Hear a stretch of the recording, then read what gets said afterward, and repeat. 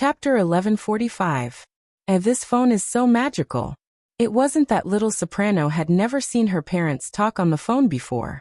However, standing in front of her sister and watching her press the red button for a while before she started talking, it could be said that this was the first time she had seen it from such a close distance. This feeling was different. Tong Tong stared at his sister with his big, curious eyes. Although his sister was happily talking to Sister Fishy, Tong Tong did not pay attention to what his sister was talking about. His gaze finally landed on the phone that was pressing against his sister's skirt. After a while, she finished making the first call. She put down the phone and moved it to the sofa beside her. She got down from Tong Tong's side excitedly and ran to the kitchen in a hurry. "I'm going to look for Papa." Tong Tong did not want to look for Papa. He was very interested in the phone now. It was just as well that his sister was leaving. He did not have to ask his sister to share the phone with him. Tong Tong came back to his senses and grinned happily.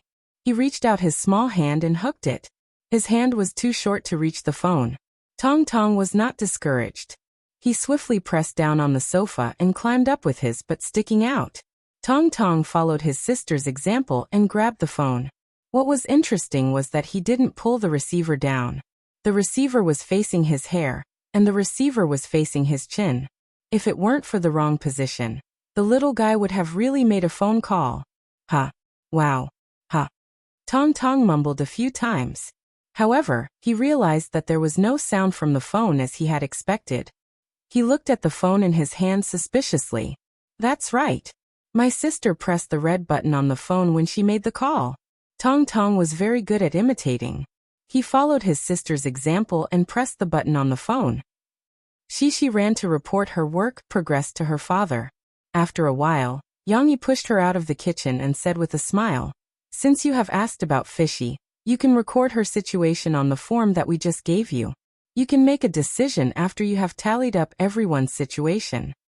"Alright. But little Fishy is fine with anything." She turned around and said to her father hesitantly. "It's the same. Put a tick in every box," Yang said. When they arrived at the living room, Yang planned to instruct Shishi to do the first statistics before going back. However, to their surprise, they saw Tong Tong talking to the phone with a serious face. No there. The little fellow was still waving his little hands, as if he was very anxious. When he saw his sister appear, he seemed to have an inspiration. "Mommy," sister said. "Why was this kid playing with his phone? Who was he talking to?" Yang was stunned for a moment, but he immediately reacted and reached out to Tong Tong for the phone. Tong Tong also felt that he could not express himself clearly. When he saw his father, it was as if he had seen his savior. He quickly passed the phone to his father. However, he still did not know that he had done something wrong. He giggled and looked at his father expectantly. He wanted to see how his father would make the phone call. "Hello, I'm sorry. Just now." After Yang took the phone and was about to explain and apologize, he found that there was only a long beep sound coming from the receiver. Obviously, the other party had hung up at some point. Or Tong Tong did not make the call at all? Then why was he talking so enthusiastically? Yang did not know whether to laugh or cry as he put the phone back. Then he picked up Tong Tong and pinched his chubby little face. He laughed and said, "Why are you playing with your phone? You can't play with these electronic devices casually." Tong Tong blinked and pointed at his sister, who was putting the phone back in her original position. She was more active in helping her brother. She raised her head and reached out to hold her father's wrist. She whispered, "Papa, don't scold my brother. My brother only played with his phone because he saw that I was talking on the phone." Oh. When Tong Tong heard his sister's words, he seemed to feel that the atmosphere was not right. He knew that he had done something wrong, so he hesitantly leaned against his father's chest and did not dare to speak carelessly. Last time, he tore his sister's book and was scolded by his father. When he made a mistake, his father was scarier. The witty Tong Tong felt that it was better for him to be obedient at this time. Yang was not angry that Tong Tong and Shishi had made the wrong judgment. He just felt that it was funny, especially when Tong Tong pretended to hold the phone and talk on the phone, but no one was talking to him. Yang felt that it was funny when he thought about it. "It's okay. Yang Yi smiled and touched Tong Tong's little nose. He said softly, "Papa is not scolding you. It's just that you don't know how to use the phone yet. When you grow up, Papa and Mama will teach you how to use the phone." Tong Tong playing with the phone was just a small episode, and he did not make a big mistake like calling the police. Therefore, after Yang Yi gently covered it up, he let Shishi continue with her work. "Papa, look."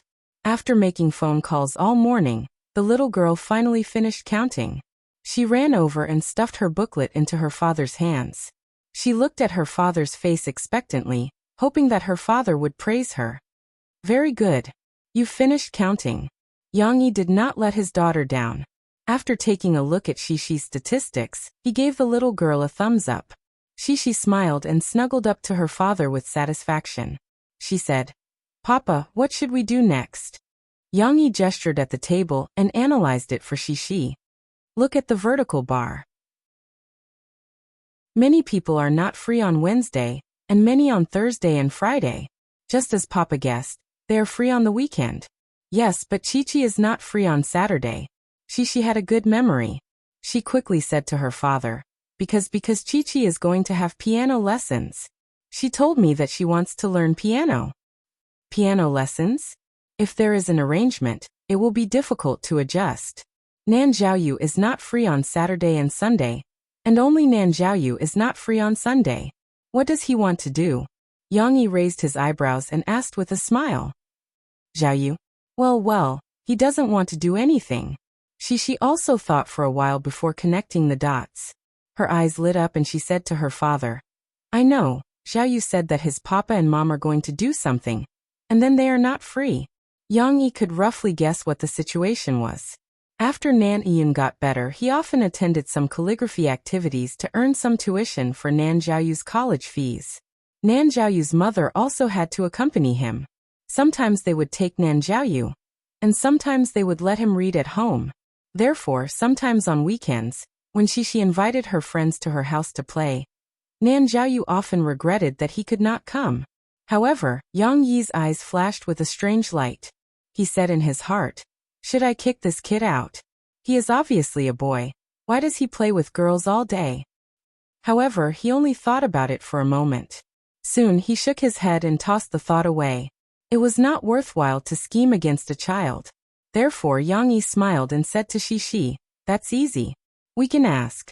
Since his parents are not free, let's see if they agree. We will pick up Nan Zhaoyu on Sunday and visit with them. After the visit, we will send him back. I think his parents will agree." "Yes. If Zhaoyu's papa and mom agree, that would be great." Shishi nodded with joy. Yang Yi rubbed the little girl's head with jealousy and said with a smile, "Go and make the call. This is your job." Chapter 1146. Perhaps for Lan Xian, who procrastinated and didn't like to do her summer homework and ended up being stared at by her angry mother, the past few days were particularly long.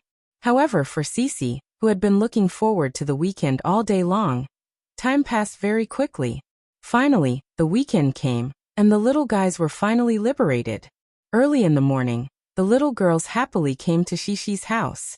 It was like a spring outing. Each of the little girls wore their favorite small skirts, their favorite butterfly sandals, or their favorite pink sneakers. They got on the minibus and were ready to go to the factory. Of course, their first stop was still to pick up Nan Zhaoyu, who was still waiting for them at home. Since his parents were not at home, Yang Yi went to pick up Nan Zhaoyu. He also told the excited little boy to lock the door. Then Nan Zhaoyu ran downstairs, carrying his small school bag, and rushed to Shishi's minibus. Yang Yi followed behind and heard the little boy gasping for breath. He said to his little friends, "Oh, great. You finally came. I thought you had already left. You don't want me anymore." Seeing him talking and laughing with the little girls, Yang Yi laughed in his heart. When they arrived at the doll factory, Lu Benji and the factory's director were already waiting there.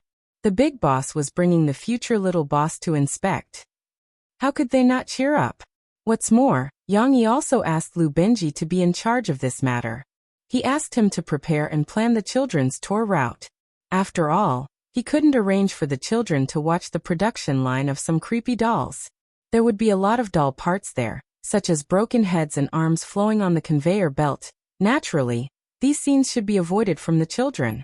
How to arrange this trip so that the children would not feel that the tour was scary, but would feel that it was very interesting. In addition, it would be best if they could learn some knowledge. This was a headache for Lu Benji. Fortunately, Lu Benji was worthy of the high salary that Yang Yi had given him. In just a few days, he had arranged the work that his boss had given him. Let's put on our safety helmets first, because we're going to visit the factory first. In the factory, safety is always our first priority. Lu Benji volunteered to take on the responsibility of hosting and explaining. He smiled and handed over the small safety helmets specially made for the children. Wearing the safety helmet was uncomfortable, but the interesting thing was that none of the children complained. Instead, they felt that the safety helmet was very novel. It was a small yellow hat with a hard plastic top. Thus, they lined up to receive the safety helmet and scrambled to put it on. She, look at me. After Chen Shiryan put on the safety helmet, she smiled foolishly and ran to Shishi. She stuck her head out to Shishi and said, "Knock, knock a few more times." Shishi was puzzled and knocked on the plastic shell a few times. Chen Shiryan then raised her head and said proudly, "Hee, Shishi, my head can be used as a drum." Shishi was also amused by her little friend. She smiled and asked, "Shiryan, won't your head hurt?" "Nope. You try it too." Chen Shiryan was an impatient person, and she did things swiftly and decisively. Therefore, before she finished speaking, she reached out her hand and knocked on Cece's helmet. "Aya!" Shishi exclaimed. Chen Shiryan's eyes widened. She thought that she had hurt Shishi. She nervously and worriedly grabbed Shishi's arm and whispered, "Aya, why does it hurt?" Shishi was no longer frowning. She regained her bright smile and said, "Hee, it doesn't hurt. I was just shocked when you suddenly knocked on my head." Chen Shiryan was relieved. She smiled proudly at Shishi and squinted her eyes. "See, I told you it doesn't hurt." Yang Yi also put a super small safety helmet on Tong Tong. It was probably custom made by Lu Benji for Tong Tong. However, the little guy seemed to feel a little uncomfortable, especially when the strap was hanging under his neck. It made him feel a little uncomfortable, so he reached out to push the hat. Yang Yi quickly pointed at Shishi and the others and said to Tong Tong, "Look at the big sisters wearing them. It's so fun." Tong Tong looked at the big sisters playing happily. He blinked his eyes in confusion. Finally, under the influence of his big sisters, he agreed to wear the safety helmet. What was interesting was that after putting on the safety helmet, perhaps because there was something pressing down on his head, little Momo seemed to have put on a golden hoop and became obedient. Earlier, he was still making a fuss about going down to stand with his sisters. Now he was quietly being carried by his father. He even looked up at the big factory with some effort, and no longer had the energy to make a fuss. This was good. Yang Yi was also worried that Tong Tong would run around. After all, this was a factory, and there were a lot of dangerous machines. As for Shishi and the others, Yang Yi and the other parents followed behind them to take care of the little guys. Let's go in from the west door. First, let's take a look at the clothes made by our dolls. Look at the beautiful clothes such as Elsa's and Anna's dresses, okay? Lu Benji was very competent as a tour guide. He coaxed the group of children as if they were children. Okay. Shishi and the others responded at the same time. Although it was inconvenient to look up with the safety helmet, they still tried their best to look up and looked at Uncle Lu with excitement. Shishi was more enthusiastic about translating to Lu Weisha. After translating, she said excitedly, "Lu Weisha, let me tell you, Elsa's dress is blue and white. It's very beautiful. Anna's dress is in many colors, and I like the purple one the most." When Yang Yi heard Lu Benji's arrangement to go in from the west door, he knew what Lu Benji had in mind. That was actually the core area of the doll factory. Compared to the other areas, although there were mechanical aids, it was definitely not an assembly line operation. The dolls made in other areas were almost all very cheap and mass-produced products. For example, the dolls sold in supermarkets for 9.90 yuan, and the dolls sold in bookstores or shopping malls for less than 500 yuan were all made on an assembly line. As for the west door, It was the place where the factory hired a group of artisans with high salaries. They specialized in making commemorative or limited edition dolls. These dolls were also sold in the Sahara online shopping mall. Because of the exquisite workmanship and the exquisite materials, not only the fabric, but also the leather or high-end wood, and the high-quality packaging, the dolls were sold for thousands of yuan. Some of them were even sold for tens of thousands of yuan. It could be said that only the rich and fanatics could afford to play with high-end figurines. However, compared to the assembly line, such a production area might be more amiable to the children. It would not be scary to see a pile of broken arms piled up together. Chapter 1147. Walking into the workshop of the old craftsman in the doll factory, Lu Benji's enthusiasm was in vain, because there was a relatively large stone statue in front of them, as well as some anime figurines displayed on the shelves behind, which completely attracted the attention of the little guys. Wow! The exclamations came one after another, and the little guys looked at the dolls of different shapes with blurred eyes. They were so envious that they held their hands in front of them, wishing that they could pull out their hearts to show their friends. Their hearts were full of love for these dolls. The workshop here not only made frozen dolls, but also many figurines made according to the children's stories and prototype designs provided by Yang Yi. There was a frog prince with a crown on his head, Little Red Riding Hood with a red hat, and there was also a little squirrel with a sneaky look who was hugging an acorn and refusing to let go of it. So many cartoon characters that had only appeared in the form of illustrations in Shishi's bedtime stories now appeared in front of the children, which naturally awakened their best memories. Perhaps it was a visual impact, but even a shy little girl like Yang Luochi couldn't help but cheer. She ran up, turned around excitedly and said to her friends, "Wow! There are 7 dwarfs, 1, 2, 3. There are 7 of them." Not only was Yang Luochi very excited, but Yu Xiaowei also pursed her lips and quickly walked forward a few steps. Then she slowed down and looked back at her mother, uncles and aunts in embarrassment.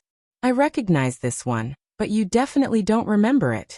Chen Shiyun's eyes also lit up. She ran up, pointed to a long-nosed puppet, and shouted excitedly. Lan Xian didn't give him any face. She snorted and said, "I remember too. Isn't it just Pinocchio?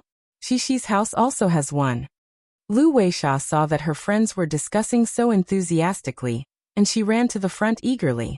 She used the Chinese that she had learned in less than half a month and said to everyone, "I like it, all of them. I like it." In fact, at this time, Shishi was not calm.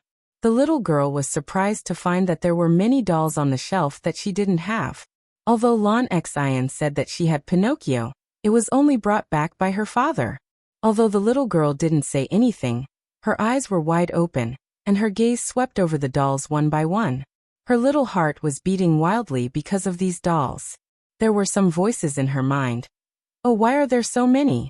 There are so many dolls that I don't have."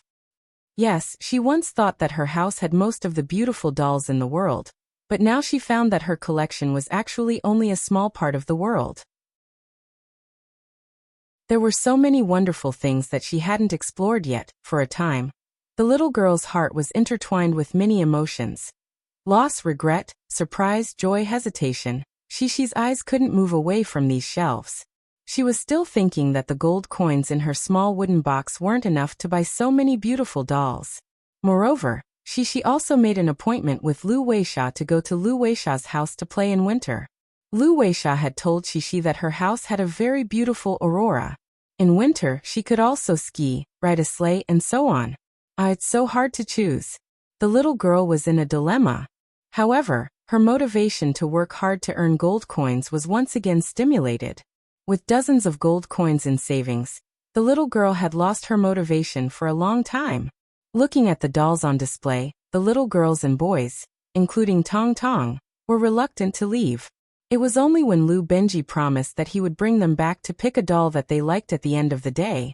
This was originally planned, that the little guys obediently followed the adults to the craftsman's workshop in front of them. They didn't roll all over the floor and refused to leave. The first thing they visited was the craftsman's workshop. Currently, everyone was making dolls with a frozen theme. After all, these products, even if they were purely handmade, were in short supply. Therefore, when they saw a long robe made of fur on the table, the little guys excitedly shouted, "This is Kristoff's robe. He's a hunter." Why did they think that Kristoff was a hunter? Because the little guys could only think of the movie they watched last week. They thought that Kristoff, who could run wildly in the forest on a reindeer and dress like that, should be a hunter. Luckily, she had a good memory. She had almost memorized the story of Sister Elsa by heart. She quickly stood up and explained to her little friends with a serious face, No, Kristoff is a worker. He's an ice digger. At the beginning, they were digging ice. Of course, this was just a small episode. Next, Lou Benji asked the craftsman to show the little guys how to sew a dress similar to Sister Elsa's dress. Although the craftsmen were only sewing the dress together with the half-finished blue-green slim-fit dress, the craftsman focused on the sewing machine. The little guys couldn't help but exclaim in admiration as they watched the machine, and the meticulous connection between the machine and the sewing machine. After all, they were all little girls. Perhaps they were naturally more interested in this kind of craftsmanship. They all watched with great interest for a long time, including Nan Zhaoyu. Tong Tong, on the other hand, wasn't very interested. After watching for a while, he turned his head, wearing a small safety hat, to look for other interesting projects. There really were some. After a while, the little guy saw a few craftsmen behind his father. They were using a carving knife to carve a wooden doll that hadn't fully formed yet. The way the wood shavings were picked out from time to time, and the way the carving knife flew up and down instantly attracted the little guy's attention. Tong Tong clung to his father's shoulders with his two little hands and watched intently. It was rare that he didn't make a fuss. He was very obedient, just like Sun Wukong, who wore a golden hoop. In this workshop, the little guys could see the process of making and assembling a purely handmade doll. Many craftsmen were demonstrating, and Uncle Lou was explaining. It was an eye-opener for the little guys. However, the beginning of the workshop was already such an exciting demonstration of the production of high-end dolls. Could there be even more exciting content in the following tours? Wouldn't it disappoint the little guys? Next, let's go to the next packaging workshop. There, we can understand how the cute and interesting dolls that our parents usually give you on your birthdays are delivered from the factory to your hands. Do you guys want to know more? Lou Benji, who was making a cameo appearance, said cheerfully as he greeted the little guys. Nan Zhaoyu, Lu Xiaoyu, and the other kids hadn't recovered from the dazzling demonstration just now, so they replied in a daze, "Yes." Shi, on the other hand, was more enthusiastic. She giggled and said yes to her friends. Then she moved to the front, raised her head, and looked at Uncle Lou with sparkling eyes.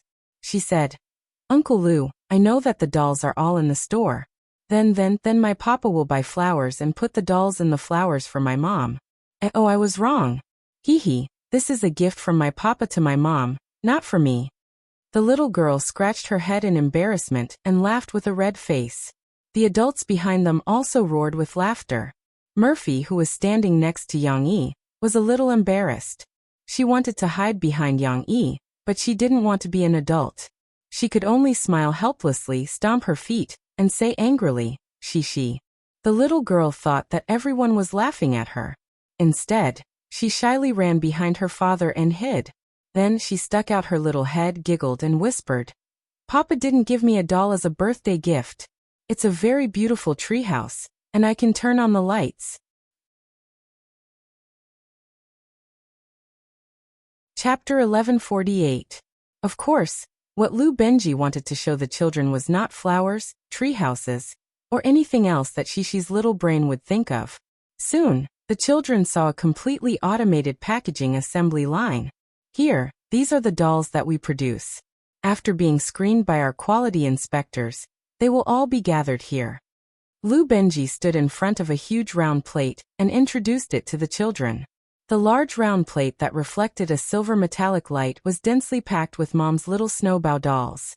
Each of them was about the size of an adult's fist, and they were all stuffed with cloth and cotton. They looked as simple and adorable as Snowbow, but in terms of delicacy, these small dolls that were sold at the supermarket for 9.90 yuan could not be compared to the handmade wooden dolls or plush dolls that Shishi and the others had seen earlier. But there were many of them. Many of them were righteous. When the children saw so many snowballs squeezed together, how could they care to see if it was as beautiful as they had seen earlier? They were all surprised and exclaimed softly, "Wow! There are so many snowballs." Shishi looked at the large round plate, and her big eyes were so excited that little stars almost appeared. Lu Xiaoyu, who loved Snowball the most, even called out Snowball's name, Olaf, and her body involuntarily moved closer. Fortunately, Shishi quickly pulled her deskmate back, and the especially serious little girl began to help maintain order. She hurriedly said to Lu Xiaoyu, "Little fishy, you can't touch it. It's dangerous." Lan Xian was also full of a sense of justice. She opened her arms in front of Lu Xiaoyu and shouted loudly, "Yes, you can't go over there. Uncle Lu just said that the machine is very scary. If it's not an adult, it will eat the children." The little girl's sentence order was a little wrong, but it sounded like there was nothing wrong with it. Lu Xiaoyu was frightened by the two of them. She nervously shrank her little arms, and seemed to be a little scared. Their side was very lively, and Nan Zhaoyu, who was a little slow, also shrank his head. He embarrassedly retracted his little hands that wanted to touch the dolls, but he had nowhere to put them, so he could only scratch his head. Lu Benji praised the two little girls who helped to maintain order, and then asked the worker to start the packaging line and demonstrate it to the children. The conveyor belt began to move.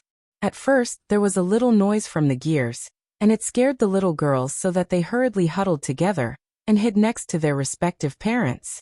Nan Zhaoyu was alone. Fortunately, Lu Benji went to hold his hand, and did not let him look left and right helplessly for too long. When the conveyor belt started moving, the sound of the gears became softer and less ear-piercing. At this time, the worker pressed another button, and a small opening opened at the bottom of the large circular plate. Because this large circular plate originally looked like a funnel, after this small opening, the dolls on top rolled down like ripe fruits on a tree. "Papa, it's falling." Shishi stood next to her father. She was nervous, but she could not help but look curiously. When she saw something interesting, she could not help but pull her father's hand and exclaim in a low voice, "After the conveyor belt moves, our dolls will gradually separate, and they will not be crowded together. Then you see, when we come here they are already in line, and they keep the same distance." Lu Benji walked in front and explained as he guided them. "So obedient," young Luochi muttered in a low voice. "Yes, they are very obedient, and so are you." Lu Benji laughed. Young Luochi realized that her whisper was heard, and she shrunk into her mother's arms, embarrassed. Next, they came to the core module of the assembly line, which was more high-tech. There was a mechanical arm, and the front end looked like a claw. The computer in the background would judge according to the information provided by the camera to the program, and then give the mechanical arm an accurate adjustment signal. The dolls that were not placed properly, side, upside down, face down, were all adjusted to the same position by the mechanical arm. "Wow! A robot!" Nan Zhaoyu walked in front and exclaimed as he watched. The little girls were also watching with great interest. Cece walked together with her father, and she felt that it was very magical. She raised her head and asked her father curiously, Papa, why is this robot so powerful? How did it arrange Snowball so well?" This question stumped Yang Yi. How could Yang Yi understand such a profound technical question?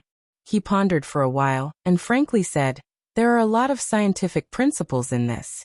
Papa doesn't understand it, but when you grow up and learn more, you will have the opportunity to understand it." "Papa doesn't know?" Shishi said with some disappointment. "It's normal that Papa doesn't know." Yang Yi smiled, touched the little girl's head and said, "Papa is not omnipotent, but we can do this. When we go back, let's go online and find out how these robots move, okay?" The regret on Shishi's face immediately disappeared. She nodded happily and said with a sweet smile, "Okay. Hee Papa, we can make little brother's robot like this. It can move, and little brother will like it very much." Yang Yi looked down at Tong Tong. The little guy was also attracted by the mechanical arm. His big eyes under the helmet were focused on the big guy moving around, as if he was also trying to figure out what it was. "Haha, we can give it a try." Yang Yi did not dampen Shishi's spirits. He patted her on the shoulder and laughed. The packaging box at the back was automatically folded, and then the snowball dolls that were arranged neatly were stuffed into the packaging box one by one. There was no need to elaborate on the process of this visit. The little ones were very fascinated by it, even to the extent that other than Cece, who had many discoveries to share with her father, the other children could only exclaim and praise, forgetting to chat with each other. The assembly line was not boring.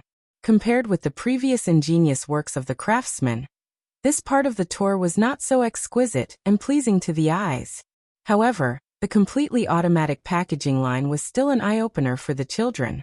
It was as if they had walked into the world of technology from an era of handwork. The magical technology made them forget to go back. All right, now that we've finished visiting the packaging line, where should we go next? Does anyone know? Lou Benji deliberately kept them guessing and asked. As they were already familiar with each other, the children were not as shy as they were at the beginning.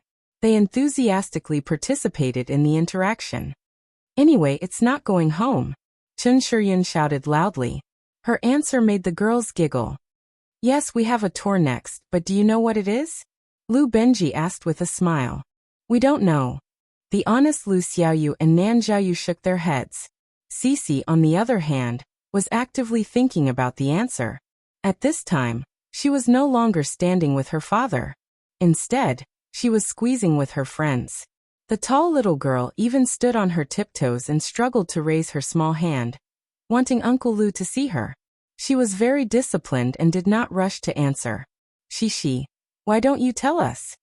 Lou Benji called her name as expected. Hehe, I know. We are going to see a lot of magical toys. Shishi's bright big eyes seemed to be able to speak. She revealed a bright smile and said crisply, In the car I heard you and my papa talking about it. You have prepared a lot of fun toys for us to see.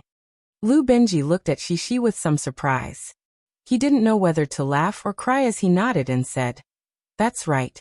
Shishi, you are very well informed. Indeed, this time, because the lovely children are going to visit, the factory manager is worried that there won't be any good products for you to see. Therefore, our publishing house and the factory jointly set up a very interesting small laboratory.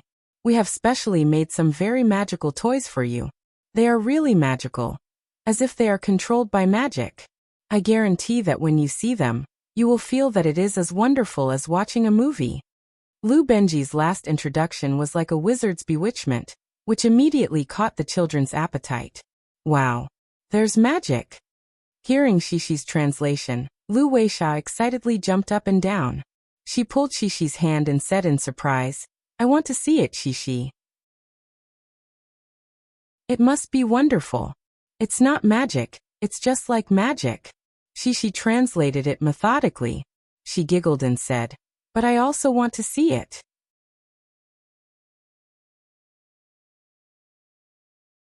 Chapter 1149. Indeed, it was just a small factory, so there was nothing worth visiting. Lou Benji and his staff could imagine the creative editors of the publishing house and the craftsmen of the factory working together to build a toy laboratory based on science. They wanted to use the magical phenomena of science to create special toys for the children. Yang Yi was very supportive of this idea. Under Lou Benji's lead, the children and their parents arrived at the simple and crude laboratory. When they entered the lab, Cece and her friends were actually a bit disappointed. After all, there were no fancy dolls on the shelves in this lab, nor were there any big round dolls that were tightly packed together. There were also no magical effects such as lightning, thunder, and frost that they had imagined. There were only some tables that were neatly arranged like the ones in the workshop in front of them, and some laboratory utensils on them. They were not surprised at all. Lou Benji did not know that the children were thinking about his magic. He turned around and asked enthusiastically, Which child has ever played with a small racing car that can run with a battery? However, when the children heard his question, they were all stunned and looked up at him in confusion. After all, they were all girls. Even Nan Xiaoyu had never played with racing cars before. His family had very few toys, and he had been reciting poems for fun since he was young. However, Shishi reacted before the awkward silence. She happily raised her little arms as if she was worried that someone would steal the car from her. She hurriedly replied, "Uncle Lou, I know. My brother has a small racing car like this. I have played with it before." Tong Tong, who was betrayed by his sister, did not react at all. He was lying on his father's shoulder and squinting his eyes sleepily. His listless expression showed that he had seen and played so much that he was tired after being busy the whole morning. I'm so sleepy. Let's sleep for a while. Sister, don't disturb me." Lu Benji snapped his fingers and smiled. "Then do you know how our little racing car runs?" She could not answer this time. The little girl was a little embarrassed as she twisted her little butt and said, "Hee, I don't know either." It didn't matter. Soon Lu Benji called the children over to a large wooden basin. A simple wooden boat was placed on top of the water. Of course, the simple here referred to its simple structure. The skillful carpenters had carved this small wooden boat into the feeling of a dragon boat. Even the small embossments on the side of the boat were very delicate. Look, this small wooden boat is made from the engine of our toy racing car. The one connected to the propeller in the middle is our engine. Lu Benji took out the palm-sized wooden boat and introduced it to the little guys. "In a while we'll invite a child to come and install a battery here, okay?" Nan Jiayu was chosen as the first kid to eat crabs. Who asked him to be the only little boy? But Nan Jiayu was a little scared. He held the battery and showed an eager expression for a while, then nervously retracted his hand. He looked at Lu Benji worriedly and said, "Uncle Lu, I'm scared." "Don't be afraid. Its propeller is at both ends. You install the battery here. What's there to be afraid of?" Lu Benji said with a smile. Although he was scared, Nan Jiayu still mustered up his courage and put the battery on. The moment the second battery was installed, the small engine began to hum, giving Nan Jiayu a fright. He quickly retracted his hand, but the other children cheered in surprise because the engine drove the propeller at both ends and spun like a big windmill. She looked at Nan Jiayu with envy. She also wanted to be selected for the experiment. As a participant and as a spectator, the experience would be very different, right? Then, the small boat on the water, relying on the engine to drive the propeller to sail quickly. This made the little guys cheer for a while. But this was only an appetizer. It was not a magical toy at all. Lu Benji only used this as an introduction. He took the children to the table in the laboratory and let them sit on the high stools, so that they could easily watch the experiment on the table. "When I went out this morning, your aunt prepared a boiled egg for me. She said that if you were hungry, you could peel it and eat it." Lu Benji conjured an egg like a magic trick. He smiled and said to the little guys, "But I suddenly had a magical idea. Can I hold the egg and spin it?" "Spin it?" She and the other children looked at Uncle Lu in confusion. They did not understand what he meant. So Lu Benji took the egg and spun it on the table like a top. In the end, it still could not stand up. Soon it lay down again and spun irregularly. "Come try it. See if you can make it spin in this upright position." Lu Benji smiled and handed the egg to the children so that they could play with it. When it was Shishi's turn, the little girl also pinched the small head of the egg with interest. She had seen her friends spin it just now. None of them succeeded. In order to be able to stand up and show her friends how amazing she was, the little girl held back her strength and spun the egg very hard. This time, it would definitely stand up. Shishi watched with confidence. However, she used too much strength. Not only did the egg not spin, but it also flew out like a bottle knocked over by a bowling ball. "Aya!" Shishi covered her mouth with her two little hands and exclaimed. The egg flew past Lan Xian, who was caught off guard and rolled down. With a paw sound, it shattered on the ground. Shishi was scared out of her wits. She felt that she had done something terrible. She had broken the egg that Aunt Lu had cooked for Uncle Lu. She blamed herself in her heart and turned to look at her father in a fluster. There was no need to mention how helpless her pitiful little eyes were. However, this time, her father did not need to save her. Lan Xian reacted. She turned around and jumped down from the stool to pick up the egg. She took a few glances at it, then patted the broken egg shell and blew off the dust. She handed it over and said to Lu Benji happily, "Uncle Lu, don't worry. It's still edible. It's just that the shell is broken. When she heard that, she turned her head and looked over anxiously. Indeed, a hard-boiled egg was a lot harder. After falling off the table, only the shell was cracked and a little flattened. However, the eggshell was still wrapped around the egg, so it didn't crack completely. Furthermore, it had been appraised by Lon Xian, so there was definitely no problem. Even if there was a problem, Lu Benji would not be calculative with the children. Moreover, the story behind this egg was made up by him. Haha, it's okay. It's just an egg. Let's put it aside. Lu Benji said with a smile. He put the egg back into the plastic bag and continued to put it in his pocket. Then he moved over a small device made of polished wood on the table. Below was a box. On the outside there were switches, knobs, indicator lights, and so on. On the top was a round plate with beautiful wood grains printed on it. It was also extremely beautiful. Seeing that she was not blamed, she calmed down a little.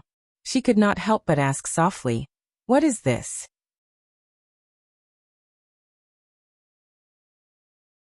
Chapter 1150. This is called the Nicholas Egg Erector. After hearing Cece's whisper, Lu Benji turned to look at her with a smile and said, "Didn't we say that we couldn't make the egg stand up just now? But this can help us make the egg stand up and spin." She hadn't gotten over the awkwardness just now. She had accidentally sent the egg that Aunt Lu had cooked for Uncle Lu flying and breaking. Feeling guilty and embarrassed, she hurriedly avoided Uncle Lu's gaze and fixed her eyes on the strange box. The Nicholas Egg Erector that Lu Benji was talking about was actually a special name in this world.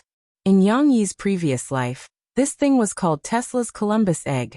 Of course, Yang Yi hadn't learned about this in his previous life, but now he was also watching with great interest. Not to mention Yang Yi, the other parents were also craning their necks curiously. If they hadn't been a little reserved, they probably would have mixed in with the children and watched. At this time, Lon Xian, who had been looking at the broken egg, came back to her senses and asked curiously, "But the egg is already broken. How can it spin?" "That's a good question."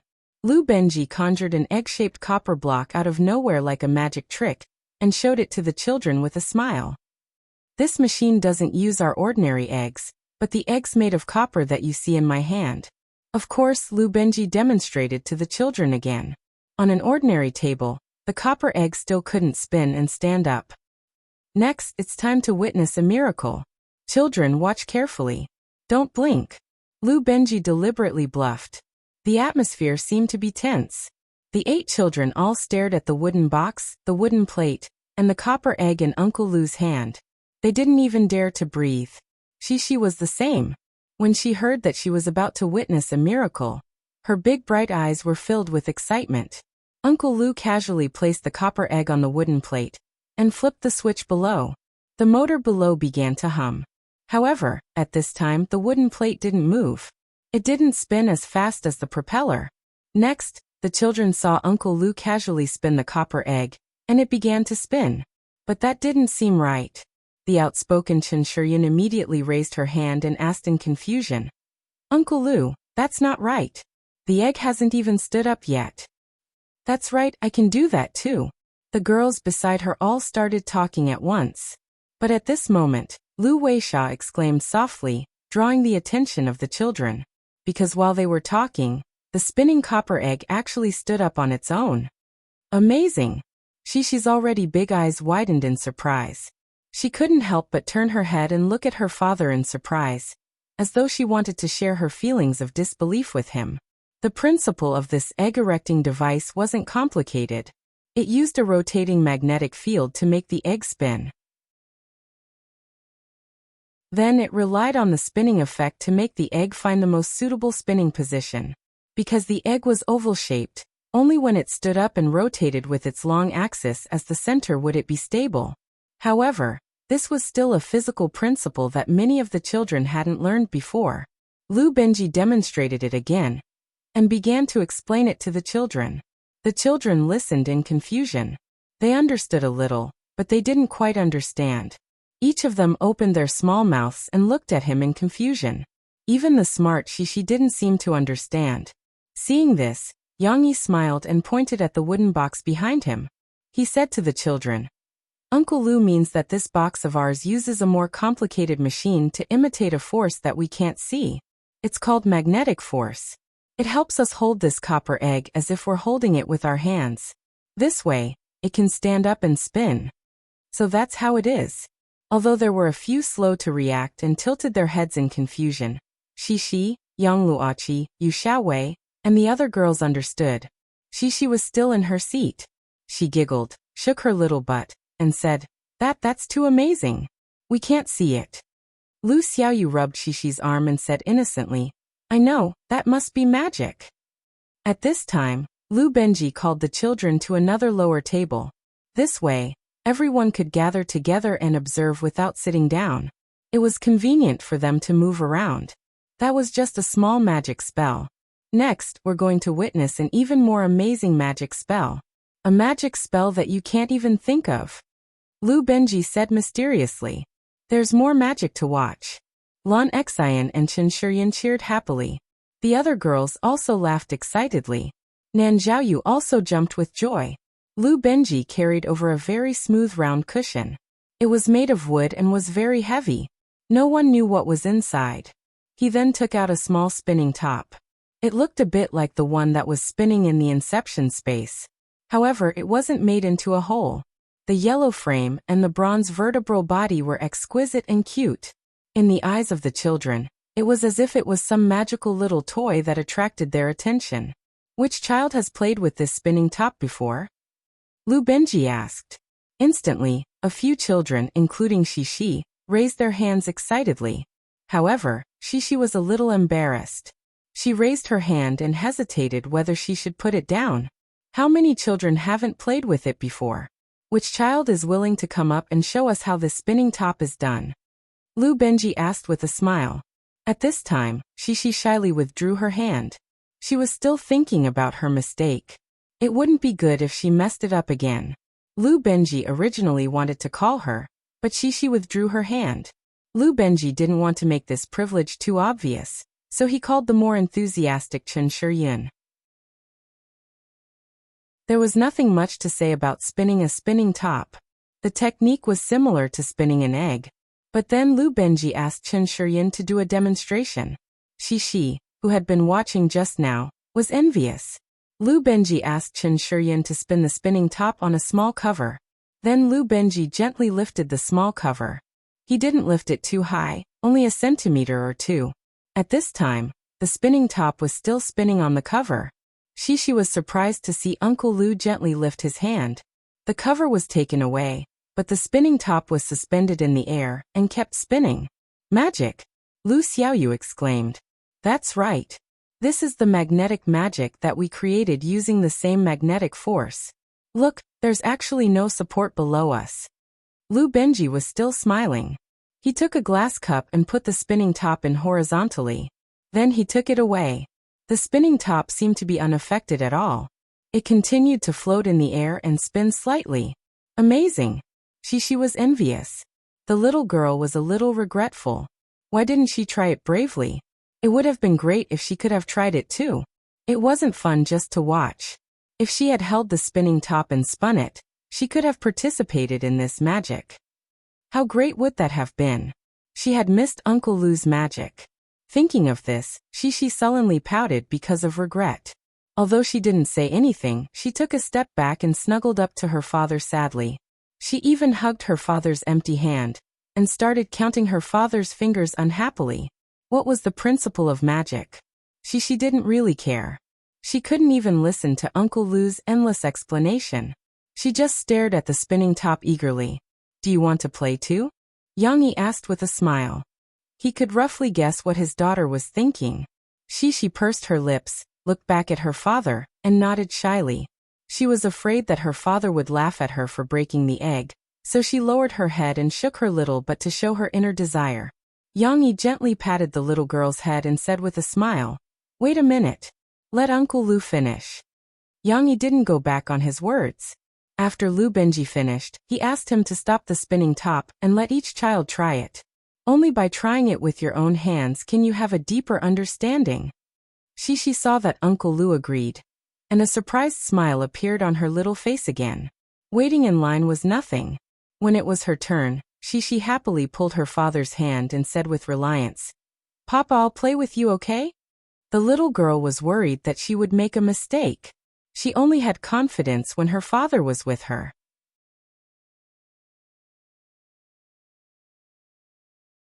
Chapter 1151. This visit to the doll factory was full of joy and laughter for every child, including Shishi. The little girl had seen the production process of those cute dolls owned by her family, the automatic packaging line, and many magical scientific toys. Not only that, but when they finally left, every child, including Shishi, could pick a doll they liked as a souvenir to take home.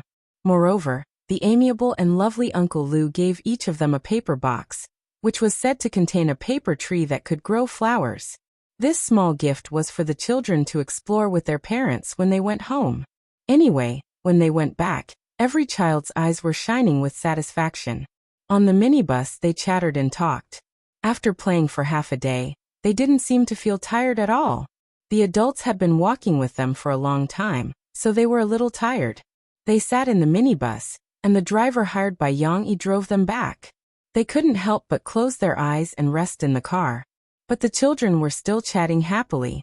Some sat in their own seats and chatted with their companions next to them, while others twisted their necks and looked around, trying to find their companions to talk to. Lu Weisha was the same. Although she couldn't understand the language, and it was slower for her to translate to Shishi or Uncle Yang, it didn't prevent her from having fun. Now Lu Weisha was happily holding the doll she had chosen from the Ice Age Mammoth Peach. She said to Shishi, "Shishi, I like this factory so much. It would be great if I could come here to play every day."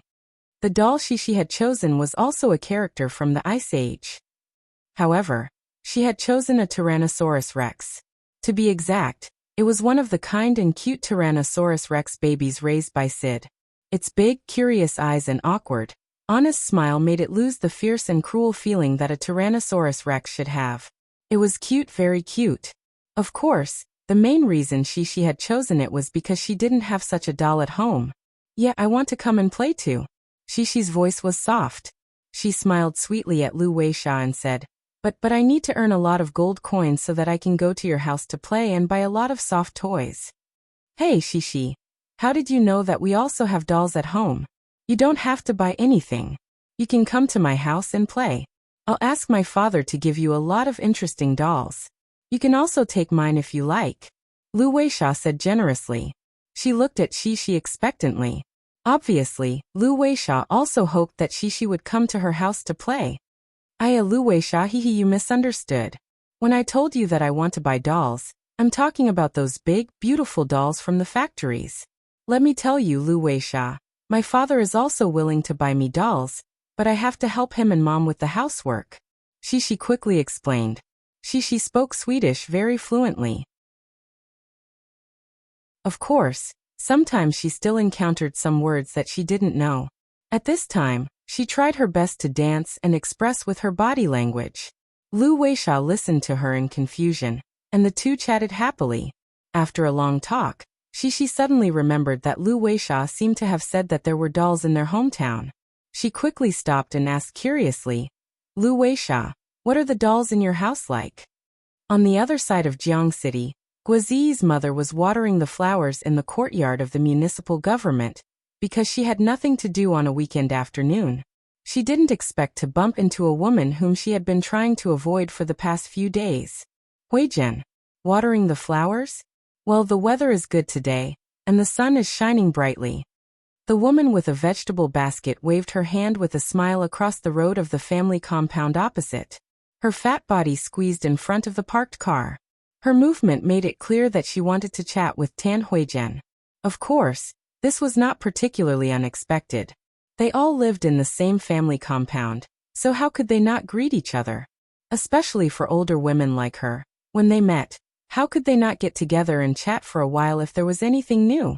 However, Tan Huijian was not very willing to meet her recently, so when she heard her voice, Tan Huijian felt that trouble was coming again. "Sister Ku." Tan Huijian raised her head and smiled helplessly. "Yes, the weather is good today. Did you just come back from grocery shopping?" The sister Ke that Tan Huijian called was full name Ke Xiuyuan. Before she retired, she was a small leader in the Civil Affairs Bureau of Jiang City's Wuhu district. Of course, her own identity was not much to talk about.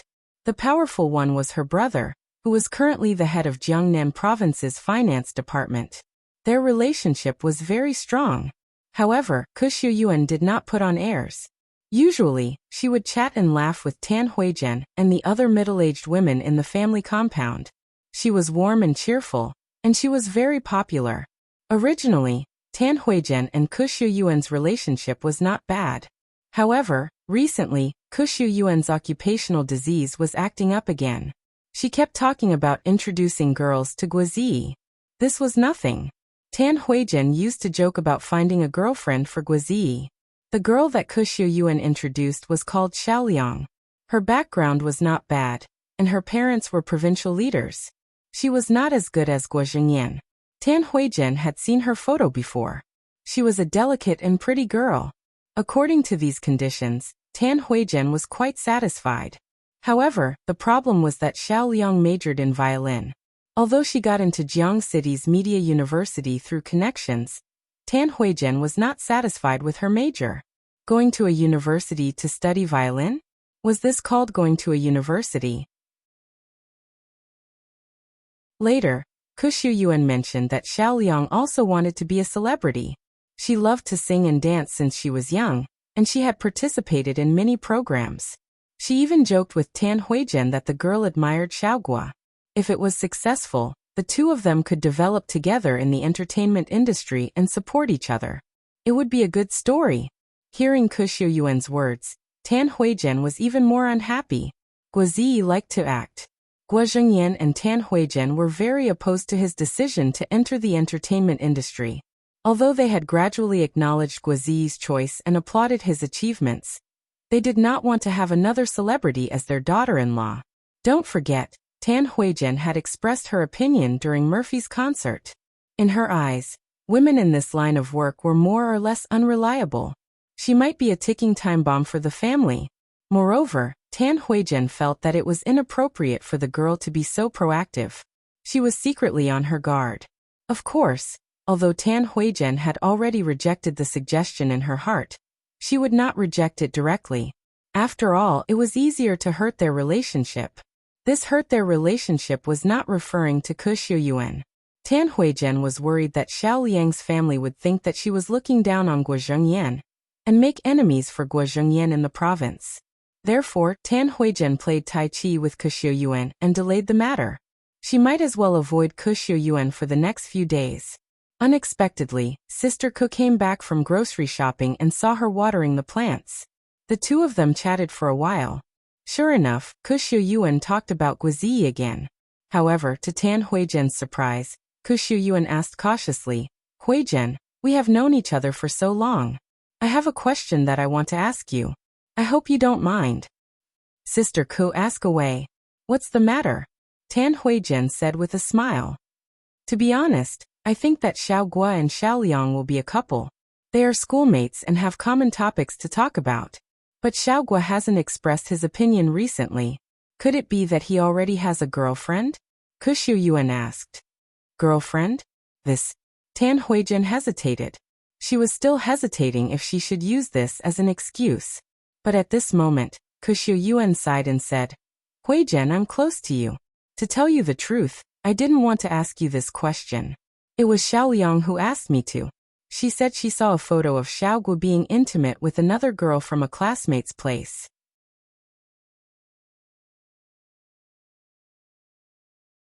Chapter 1152. There was nothing bad about Ke Xiuyuan. She had been in the Civil Affairs Bureau for a long time, and she was generous and enthusiastic. She was very attentive to matchmaking. What made Tan Huijian more unhappy was actually Xiaoliang's side. Tan Huijian didn't know if it was because Xiaoliang's family wanted to get close to Guo Zhengyan and establish a good relationship with him, or if it was because Xiaoliang saw that Guizi was so popular in the entertainment industry and had some schemes in his heart. Anyway, the other party was the one who asked Sister Ke to be a matchmaker. Guizi didn't have any intentions, but the other party took it seriously. Now that they saw some photos, They anxiously asked Kushu Yuan to get to the bottom of it. Naturally, Tan Huizhen was a little unhappy when she heard this. Since when did you have the right to ask about my son's matters? However, Tan Huizhen didn't say these words out loud. She still chuckled and said, Sister Ku, I haven't heard of this matter. Could it be that this rascal secretly had a girlfriend outside? I'll have to ask him later. Speaking of this, Tan Huizhen became curious again and couldn't help but ask, Sister Ku, you're talking about that photo. Do you have it? Let me take a look and see what's going on.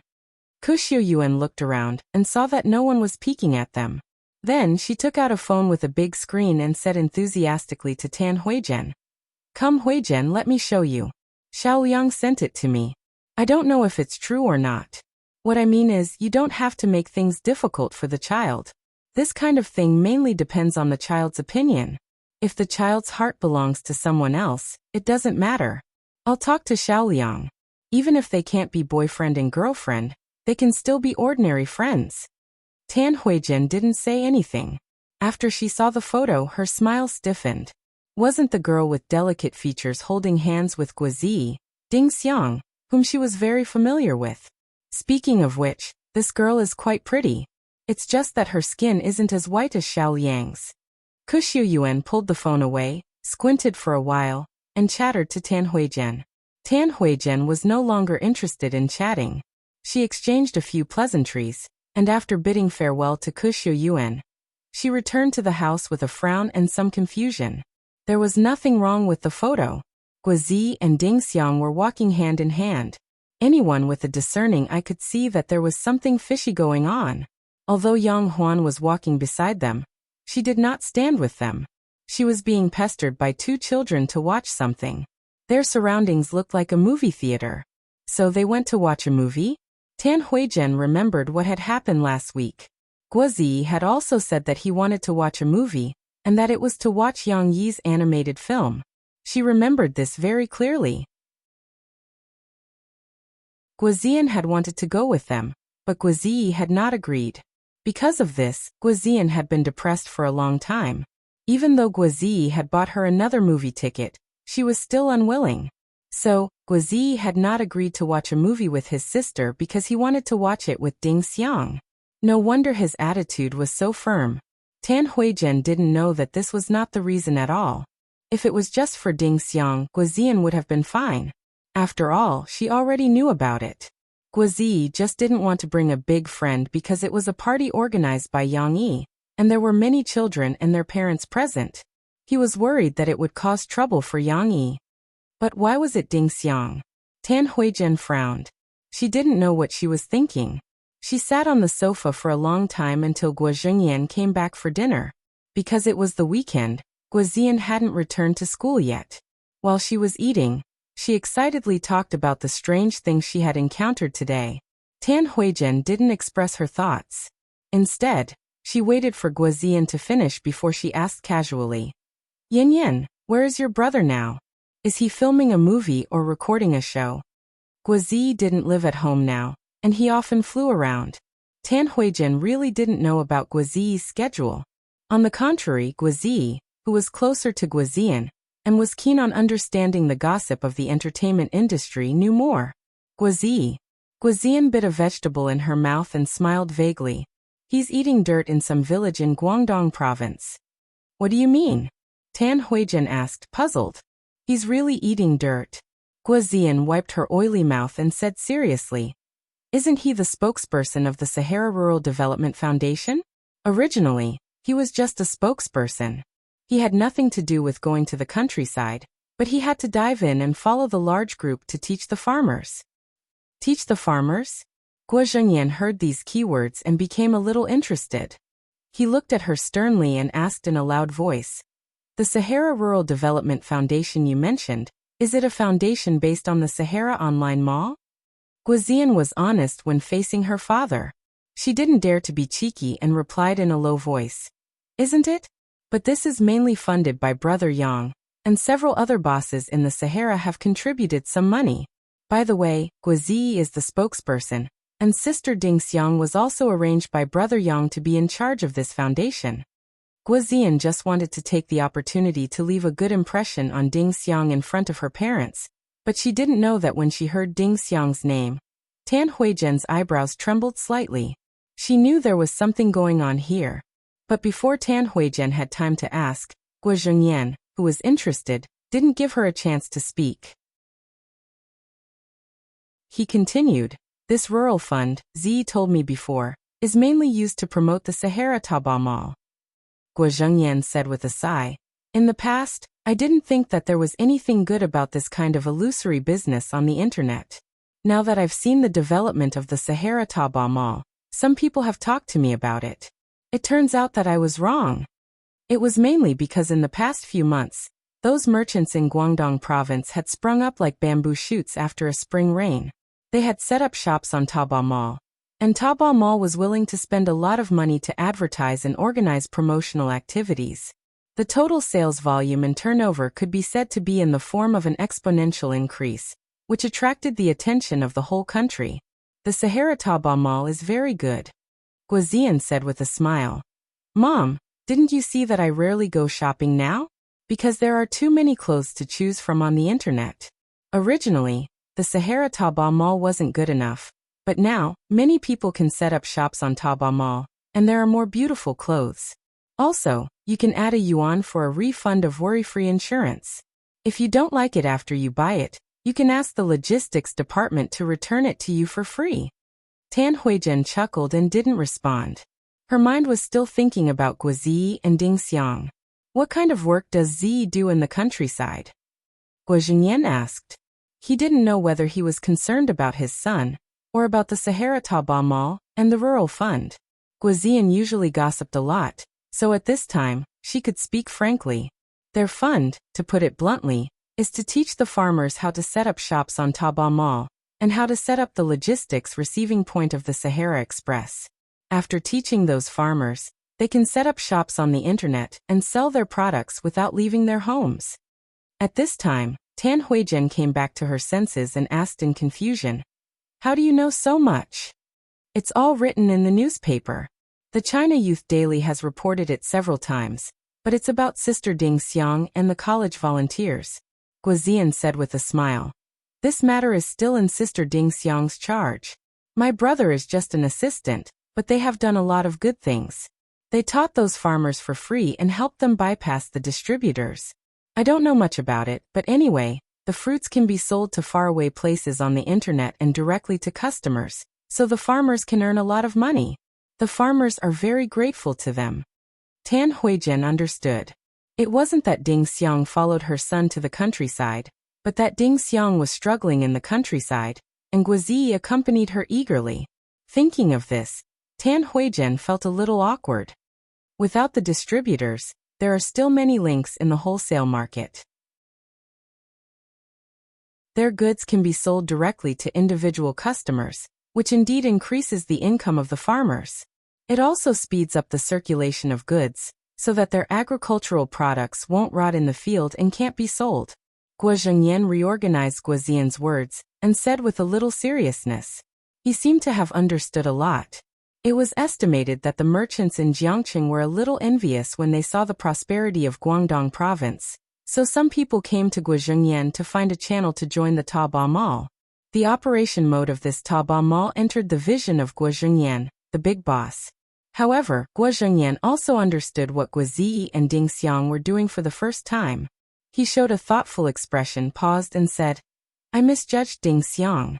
I didn't expect her to be able to do such a big thing that Yang Yi gave her. I also read the report in the China Youth Daily. For the China Youth Daily to report on it as a special topic, her achievements are really amazing." Hearing Guo Zhengyan's praise of Ding Xiang, Tan Huijian was not only a little surprised, but also looked over in surprise. You know, Guo Zhengyan rarely praised people. She didn't know that Guo Zhengyan was interested in this Sahara Rural Development Charity Foundation, and even had the intention to discuss a cooperation with Yang Yi. However, Guo Zhengyan didn't throw out his own olive branch so easily. He deliberated and said to Guo Ziyan, "You go back and ask Yi when he will come back to Jiangqing. It would be better if Ding Xiang was also there. It would be best to ask Ding Xiang to come home.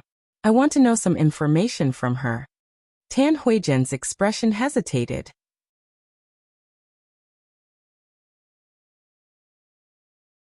Chapter 1153. Let's not talk about Mama Gua's situation for now. In the evening, after the children went home, the Yang family's villa finally had some peace and quiet. There was still an excited smile on Cece's little face. She hopped on her front foot, and then on her heels, following behind her father, and happily sharing her feelings today with her father. Yang Yi passed by her, and took a plate from the side hall. He rubbed the little girl's head and asked with a smile, "Didn't you have enough fun today?" "I had a lot of fun." She looked up at her father's hand, smiled sweetly and said, "I didn't expect to see so many fun things." "Then we should care about others when we have fun. You can't only care about your own happiness. It's wrong." Yang Yi bent down, put one hand on Xishi's shoulder and said gently, "Look at your mother. She's tired out playing with you today." Xishi didn't know how to react to her father's sudden change of topic. She blinked her beautiful big eyes and looked at her father in a daze. "Mom is back now. She's so tired and has already gone upstairs to sleep. Since we've already had so much fun today, shouldn't we go upstairs and show some concern for her?" Yang Yi said as he circled back and asked Cici. It was the first time that Cici had thought of this. She calmed down from her happy state. The little girl could only nod her little head in confusion. Then she hugged her father's arm with her two little hands, gently pouted her little mouth and asked, "Papa, what should I do? Mama, is Mama sick?" Yang Yi smiled and said, "Mom isn't sick. She's just tired from walking today. Her feet are a little sore and her body is a little tired. She's just like you who just came back from a spring outing and want to sleep." Of course, he didn't mean to make things difficult for Cici. He seriously guided the little girl and taught her how to care for her mother. "Go up and see if your mother is asleep. She shouldn't be asleep yet. You can ask her how you are now. Do you want some water? Shall I pour you a cup of hot water?" Yang Yi paused. He felt that the last sentence was a little redundant, so he washed a glass and handed it to Xishi. He said, "Give your mother a cup of warm water and bring it up directly." Why did Yang Yi ask Xishi to get the water herself? Wasn't he afraid that Xishi would get scalded? The water dispenser in Yang Yi's house was relatively high-end. Usually, customers could only choose between cold water and warm water. As for the hot water option, it was locked and could only be used by Yang Yi or Murphy with their fingerprints. This way, Xishi or Tong Tong could avoid the risk of being scalded by accident. Usually when she drank water, Xishi would take the cup herself. She didn't have the bad habit of opening her mouth and stretching out her hands. "Go ahead. Mom also needs to be cared for. You don't have to do too much. A simple greeting and a cup of warm water will make her very happy." Yang Yi said to Xishi with a smile. At this moment, Xishi finally came back to her senses. She also played along. She recovered her smiling eyes and nodded actively. She said sweetly, "Hee Papa, I also want Mom to be happy." The little girl was energized. She grabbed the glass and ran out energetically. Yang Yi didn't follow his daughter to see her performance. He just smiled and turned back to the kitchen. How could Xishi let her father down? The little girl filled a cup with warm water, carefully held it with both hands, and slowly walked upstairs. How slow was she? Tong Tong chuckled and chased Bao Bao down the stairs. When he saw his sister, he curiously followed her. He strenuously climbed up step by step, but it didn't take long for him to catch up with his sister. Tong Tong squeezed himself next to Xishi. He even stuck his little head out and looked up at his sister with a silly smile. He was as clingy as Bao Bao. However, he didn't know that his squeezing made Xishi lose her balance. Her hand trembled, and some of the water in the cup spilled onto Shishi's hand. Some spilled onto Shishi's clothes, causing a small wet patch. Xishi anxiously shouted, "Aya brother, don't touch me. You'll make me fall." Tong Tong was stunned for a moment. He looked up at his sister. Sister is so fierce. But why is she angry? However, little Hua Chen had a persevering spirit. He waited for his sister to walk down 2 steps before he came back to his senses. He felt that it might have just been an illusion, and his little mouth opened again. He giggled and hummed as he followed after his sister. This time, the little fellow didn't touch his sister. After some of the water spilled, She held the cup more firmly and quickened her pace. When they reached the second floor, she carefully held the cup with both hands. She couldn't open the door. What should I do? Actually, she could open the door with one hand and open it with the other. However, she turned around and saw Tong Tong following behind her. An idea popped into her head. Wouldn't it be a waste if she didn't use her brother when she had one? Soon, under his sister's instructions, little Swanee brought over a small stool from his sister's room and stepped on it. He worked diligently with his chubby little hands and helped his sister open the door to his mother's room. Murphy was resting on her bed with her eyes closed. However, she was too tired and didn't want to sleep. After all, she still had to eat dinner later. When Murphy heard the commotion at the door and heard Shi and Tong Tong's cheers, she couldn't help but sit up in surprise. She turned her head and looked over. Cece had a happy smile on her face as she carefully protected the glass cup in her hand as she walked in. Little Momo also walked down from the small stool and eagerly followed behind her sister. Murphy was stunned by this scene. Although she hadn't said anything, Murphy knew what was going on. Suddenly, an indescribable feeling of gratitude spread in her heart. Mom. Hey, you didn't sleep? Cece's crisp and pleasant voice sounded, making Mo Fei come back to her senses. The little girl blinked her clear and bright big eyes and said happily, Papa said that I should come to ask Mama and care about Mama. Are you feeling better? Murphy lifted the blanket and got down from her bed. She squatted on the floor barefooted and hugged Shi's soft waist. She smiled emotionally and said, Mom is fine. I was just a little tired earlier. Now that I've rested, I feel much better. Okay. She nodded happily when she heard this. However, she remembered the cup in her hands and hurriedly handed it over carefully. She said sweetly, Mom, drink some water. This is boiled water. It's warm and delicious. Murphy took the cup and drank a big mouthful. She felt that the cup of water had an indescribable sweetness. She put the cup to the side and hugged Shi. She said emotionally, Thank you, Shi. Did Papa teach you this? But no matter what, you're too sensible. Mom is very touched. It was Papa who taught me. Mom, Papa told me that I also need to know how to care for others. Shi was very honest and explained without any greed. You've grown up. Mom is very happy. Murphy hugged her daughter and kissed her on the cheek with a smile. Tong Tong, who was watching from the side, was envious.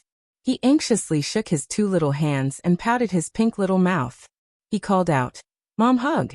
Okay, Tong Tong, hug too. Murphy smiled. She freed her left arm and carried Tong Tong over. She hugged both children and kissed them on the left and right, not favoring one and discriminating against the other. Hee.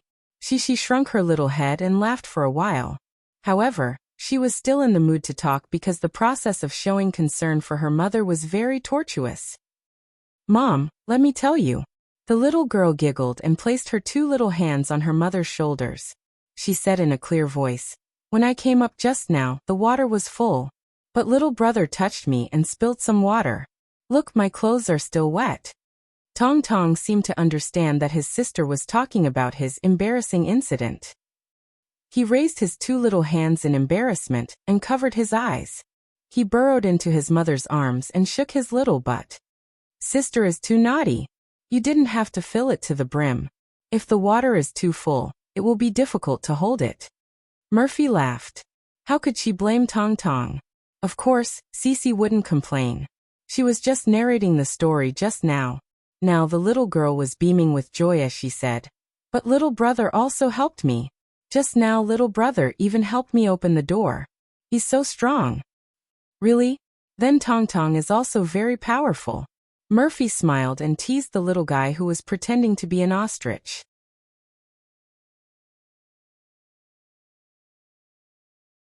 Chapter 1154.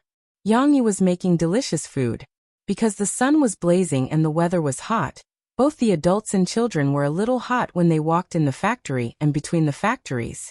Therefore, Yang Yi specially prepared a table of dishes for Murphy and the children to eat. The dish he was making now was called fresh vegetable painted white fruit shrimp. In terms of craftsmanship, there was not much to say about this dish. Most of the ingredients were cooked by boiling or blanching, and then some sauce was poured over it. However, this dish was very exquisite when it was placed on the plate. The outermost layer was a circle of shrimps, but the shrimps were also very particular. Originally, when the shrimps were blanched, a ginkgo was skewered in the middle with a toothpick. However, when it was placed on the plate, the toothpick was removed, and the shrimps were placed on a cylindrical cucumber slice with the ginkgo in between. It gave people the impression that the yellow ginkgo was embedded in the middle of the fresh shrimps, and underneath it was a green cucumber base. The color of the dish gave people a very delicate feeling. P.S. Older children can eat white fruit, but they must not eat too much of it. In fact, it is the same for adults. It is not good to eat too much white fruit, so in this dish there are only a few white fruits. It is okay to eat a small amount, after all, it is very nutritious. In addition, it is best not to give Tong Tong, a young child like him, to eat it. We will talk about this later, don't worry.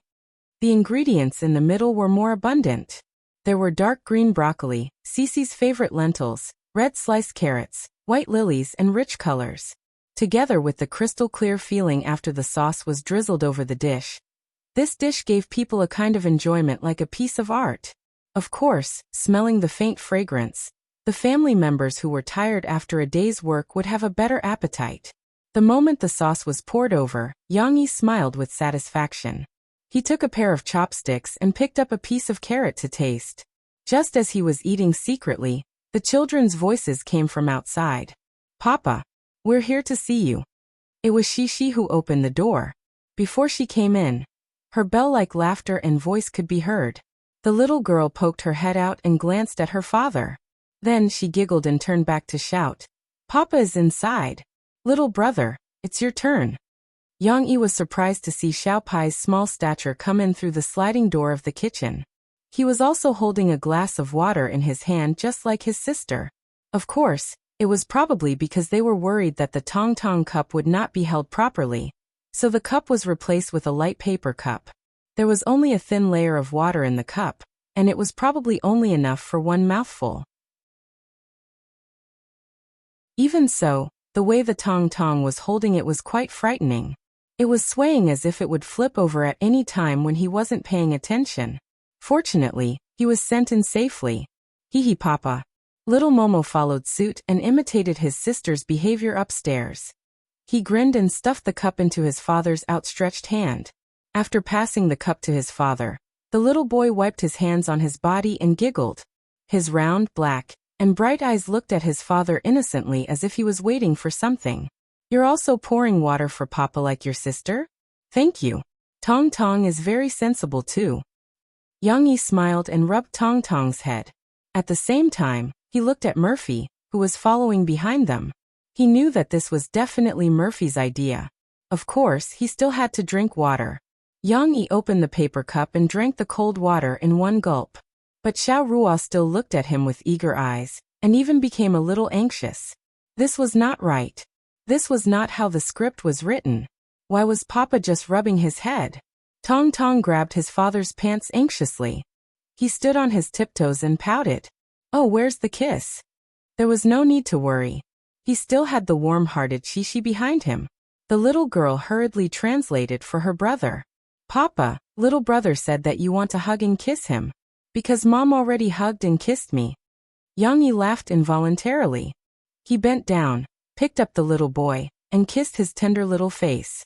At this moment, Tong Tong was satisfied and smiled happily again. However, he did not want to stay in his father's arms. After fulfilling his wish, the little boy twisted and wanted to get down. He turned around and slipped out again. Shishi looked back and reported to her father. "Papa, little brother went to play with Dodo." Wasn't that right? Tong Tong decided to share such an interesting thing with Sister Cat. "You go and play too." Murphy patted Shishi's back with a smile and said, "Papa is going to cook." Shishi also ran out happily, leaving only Yang Yi and Murphy in the kitchen. Yang Yi still had a dish to cook, but he was not in a hurry. After Shishi went out, he put his arm around Murphy's shoulders and gently massaged her. He said with a smile, "Why don't you sleep? You asked Mommy to bring me water. Didn't you say that you were tired when you came back just now?" "I was tired just now, but now I'm so happy that I don't feel tired anymore. Murphy smiled proudly. Besides, isn't it good to let mommy learn something good from me? Although he may not understand the meaning of this, he will understand it in the future. Yang Yi smiled and said, there's no need to do it so early. If you let him observe, he will have an impression. There's no need to do so. I'm just worried that he will fall while holding the cup. Then tell me, was the cup of water sweet just now? Murphy didn't want to reason with Yang Yi. She turned around and faced Yang Yi. It was sweet, of course it was sweet. I put all the credit on you. Thank you for your concern, my wife. Yang Yi smiled, held Murphy's beautiful face, and was about to kiss it. But at this time, Murphy smiled slyly and dodged. Hee hee, I don't want you to kiss me. Your mouth stinks. Yang Yi was confused. He even covered his breath with his hand and sniffed. It doesn't stink. Murphy pursed her lips and held back her laughter. Your mouth doesn't stink, but there's a problem with the water you drank just now. Yang Yi widened his eyes and looked at Murphy in surprise. What problem? Think about it, with your son's head, can he reach the water dispenser? Mo Fei bit her lower lip and smiled charmingly and cunningly. In order to get you a glass of water, guess where he went to find it? No way. Then why did you let me drink it? Yang Yi was shocked. His mouth was so shocked that it turned into the shape of an egg. Murphy's words reminded him of a very popular video on the internet in his previous life. A little boy who was still wearing diapers was bringing water to his father who was playing games. In the end, his wife exposed the secret. It turned out that the little boy was holding the cup and scooping water from the toilet bowl. When he thought of this, Yang Yi immediately felt unwell. However, just when he was in despair, he saw a flaw on Mo Fei's face. She did not know how to act at all. She had a smug smile on her face. Yang Yi immediately figured out the crux of the matter. He laughed and pulled Murphy over. His big palm lightly slapped her perky butt and said unhappily, "You, how old are you now? Are you happy being naughty?" Murphy twisted in his arms and giggled. How did you find out? I don't believe that you didn't stop him when you saw him bringing me water from the toilet bowl. I guess it was Shishi who got him water from the water dispenser? You like to play pranks. Yang Yi laughed. Also, I kissed your son just now. If it was really toilet water, would you let me kiss Momo? Murphy laughed until tears almost flowed out. She used her small fist to hit Yang Yi's thick chest. I'm dying of laughter. Okay, I admit it. I was joking. Don't talk about toilet water anymore. It's almost time to eat. Now you want me to stop talking. Yang Yi purposely put on a fierce posture. It's too late. You didn't let me kiss you just now. Now I'm going to take it back 100 times. Don't, what if the wrapper tears? While begging for mercy, Mo Fei looked at Yang Yi with flirtatious eyes. That happy smile did not show any sign of admitting her mistake.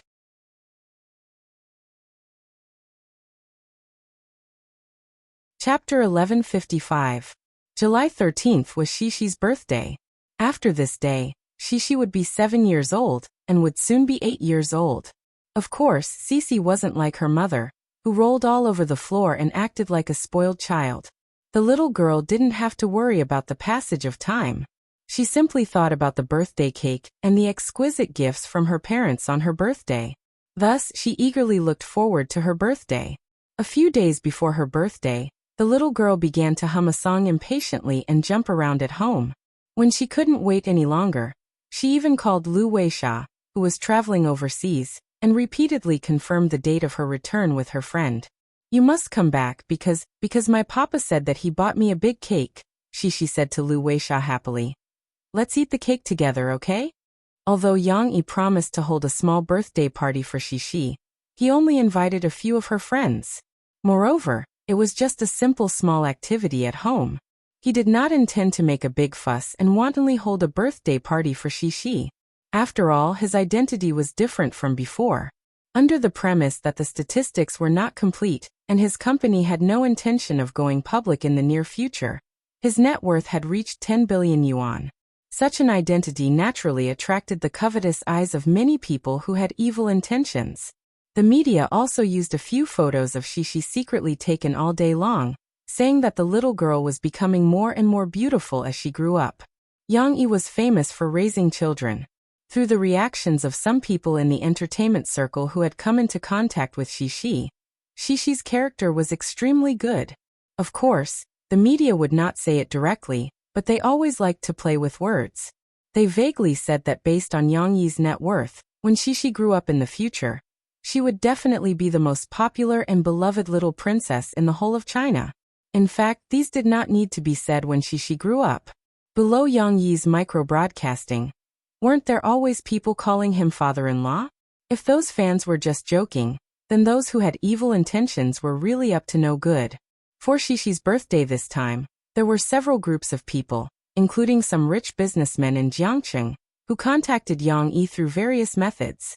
In a roundabout way, they expressed that they wanted to bring their children to Xixi's birthday party to give gifts to the little princess and congratulate her for growing up 1 year. Everyone knew what Sima Zhao's intentions were, and Yang Yi also knew these people's intentions. Of course, these kinds of social interactions were common in the circle of the rich. Those rich people's children's birthdays were extraordinarily grand, as if they were worried that others would not know that there was such a dote-on in their family's family. They could not wait to treat their children as exhibits, like walking on a catwalk, wearing an expensive and beautiful custom-made dress in a circle, under the attention of thousands of people's eyes. Yang did not have such a problem. Neither did he intend to integrate into the so-called rich circle, nor did he intend to raise his daughter into a soulless vase. He only hoped that Xixi could be simple, like an ordinary child, growing up happily and innocently. How did ordinary children celebrate their birthdays? The simplest way was to prepare nothing. There were no gifts, birthday cakes or anything like that. Only 2 eggs cooked by their mother in the morning. Of course, Xixi would definitely not agree to this. Moreover, there was no need to act so poor. If it was too deliberate, it would seem a little pretentious. Yang Yi preferred to celebrate Xixi's birthday with his family at home. He would prepare a medium-sized birthday cake and a birthday present for Xixi. Then, the family would gather together and sing a birthday song for Xixi. There was no need for outsiders to participate. The family of 4 would be warm and happy. However, there was a problem with this. After all, other children would invite Xixi over to play on their birthdays. For example, in May when it was Lu Xiaoyu's birthday, Xixi and Lan Xian also went over to eat cake.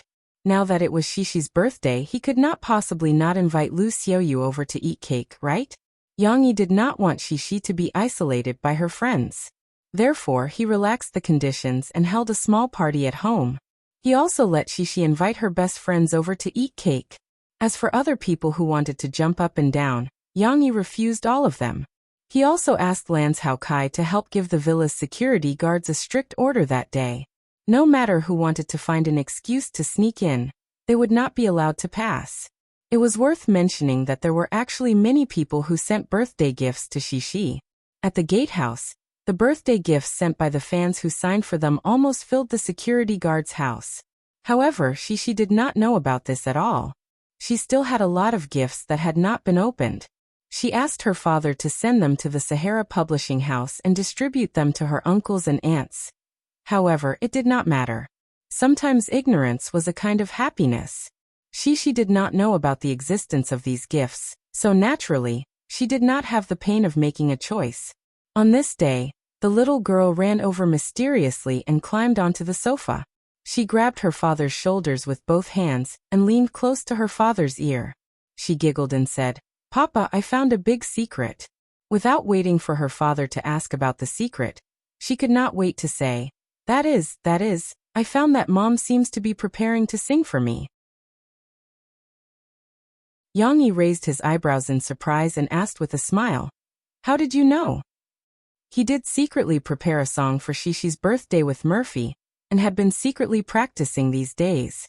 Of course, Murphy practiced more. After all, she was the lead singer. "Because I just went to find Mom and saw her singing on the 3rd floor. Xixi seemed to be afraid that others would know. She leaned close to her father's ear and whispered, Then Mom said that I couldn't eavesdrop and that I could only listen in 2 days." The little girl's eyes sparkled with excitement. Obviously, she was very proud of her great discovery. "Mom must be singing for me." Because it's my birthday in 2 days. That's not necessarily true. Mom may just be practicing her singing. She may not necessarily plan to sing on your birthday. Yang Yi smiled and reached out to pinch the little girl's delicate little nose. Oh no. You both sang last time. Shishi wriggled her little body in her father's arms, making her father laugh. Don't laugh. You have to sing. The competition in the movie market during the summer vacation was particularly fierce. In addition to the 2 excellent movies, Frozen and The Shawshank Redemption, some movie companies in this world also release commercial blockbusters one after another. Action blockbusters such as Assassination Crisis and Express Delivery were also crazily dominating the box office. They formed a strong competition with Yang Yi's 2 works. Half a month had passed, and the box office of Frozen was still strong. Not only did it not decline as many people had predicted, but because of its good reputation and a relaxing and interesting plot, this animated movie took advantage of the declining box office of The Shawshank Redemption to once again take the top spot in the daily box office rankings. This was definitely a miraculous performance for an animated movie.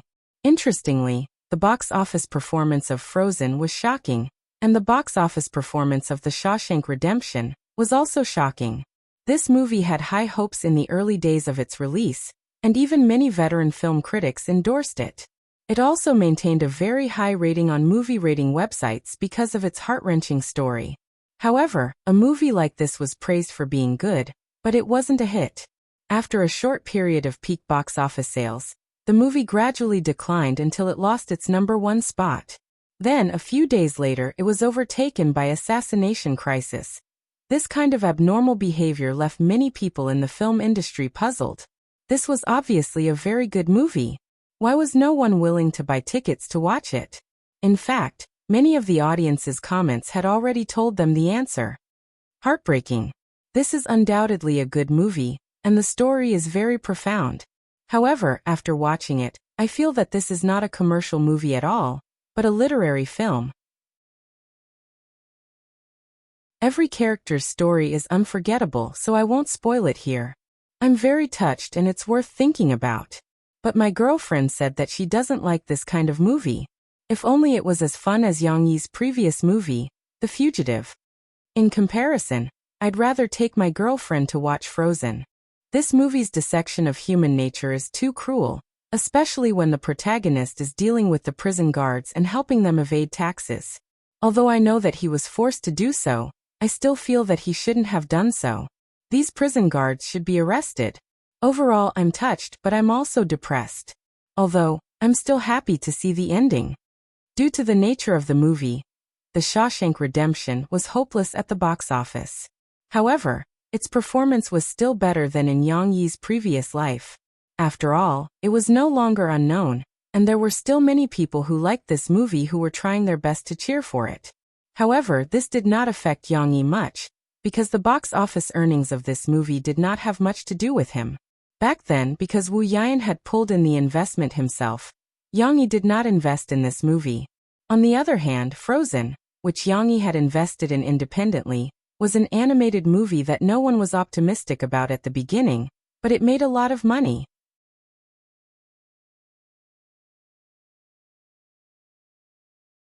Chapter 1156. The day before Shishi's birthday, Lance Hao Kai, who had been on a business trip to Beijing for a real estate industry conference, also came back. Wow, Daddy Lan, you're back. When he brought Lan Xian to Yang Yi's house to visit, Shishi first cried out in surprise. Then the smug little girl shyly revealed that she had lost another tooth recently. She pursed her lips and giggled. I know, Daddy Lan. You must have come back to celebrate my birthday, right? Lance Hao Kai laughed and reached out to pat Shishi's little head. He said loudly, Of course. How could Daddy Lan miss Shishi's birthday? Then Daddy Lan, will you prepare a birthday present for me? Shishi looked at Lance Hao Kai expectantly and gestured with her two little hands. It has to be a very big present. The generous image of Daddy Lan had long been established in Shishi's heart. The little girl was thinking about Daddy Lan's present. It's a very big present. You'll definitely like it. Lance Hao Kai mysteriously raised a finger and laughed at Shishi. Originally, Lan Xian had nothing to do with it, But when she heard her father say this, she turned around in confusion and raised her little head. Huh, is there a very big present? Daddy, why didn't I see it? The excited Shishi jumped in front of her little friend and pointed at herself. She giggled and said, Excian because it's my birthday present. It's not yours. Your birthday present will only be available on your birthday. But your birthday has already passed, so you'll have to wait until next year. In order not to cause her little friend to misunderstand, she even explained, Lon Excian wasn't that stupid. She quickly waved her hands and said with a pout, No, I'm talking about my father's birthday present for you. I've already prepared a delicious present for you, Shishi.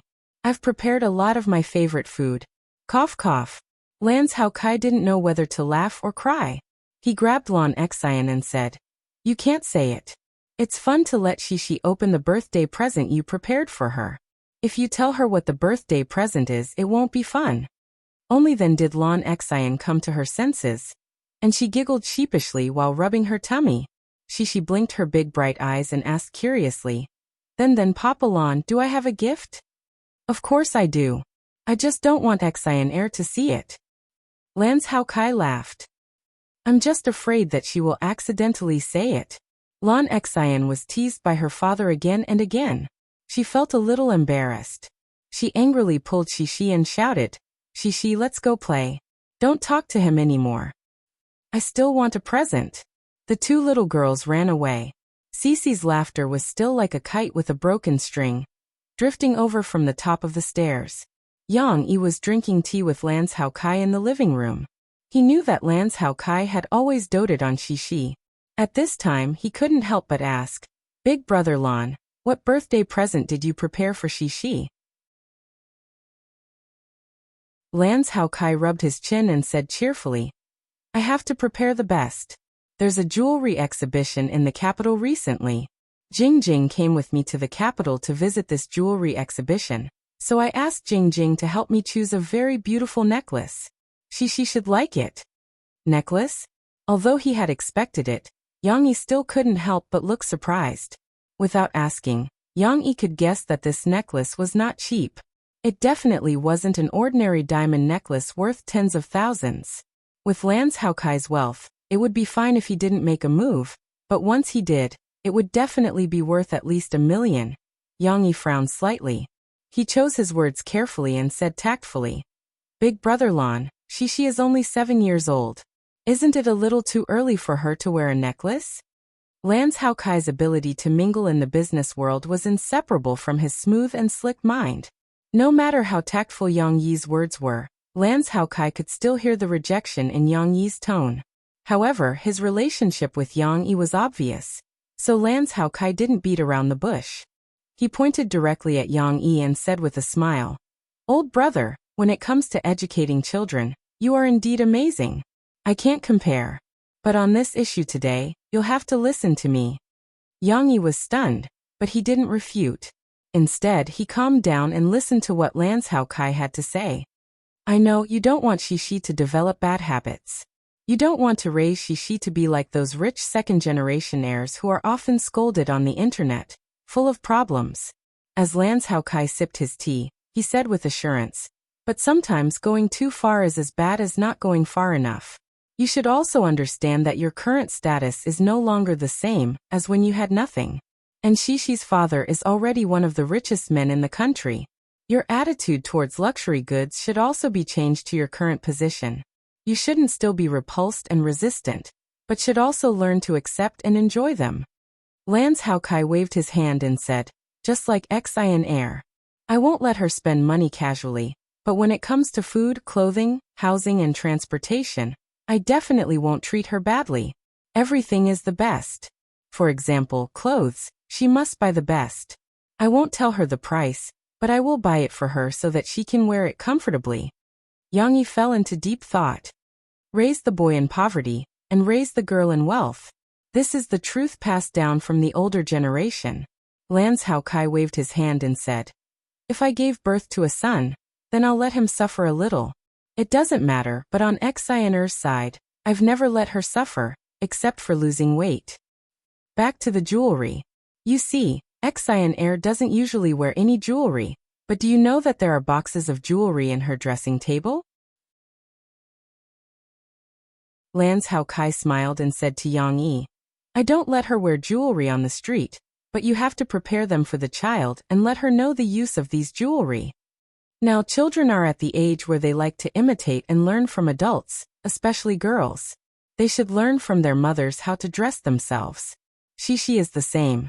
She can't always let you, her father, pick out clothes for her and tie her hair. Girls have to learn these skills from their mothers, because only women understand other women. Putting makeup aside for the time being, the matching of clothes and jewelry would be useful in the future. Moreover, it was a girl's nature to love beauty. You can't let her suppress it all the time. You have to encourage her to try it openly and guide her correctly. In the future, she won't hide from you and secretly learn some bad habits. Lan Hao Kai persuaded earnestly. If it were someone else, Yang Yi might still not allow him to give Shishi jewelry as a birthday gift, but Lan Hao Kai was different. Lan Hao Kai was Shishi's godfather, or in Western terms, godfather. He cared for and loved Shishi, just like how Yang Yi took care of Lan Xian. Yang Yi couldn't dissuade Lan Hao Kai, and was even convinced by him. He could only smile bitterly and say, It's over, big brother Lan. You gave her such a good gift, but as her father, I didn't give as good a gift. What should I do? The gift is small, but the thought is important. Don't fuss over these things. Although Lan Hao Kai was comforting Yang Yi, he was smiling proudly again. No, he couldn't let others beat him like this. Yang Yi had to come up with a creative idea that no one else could beat.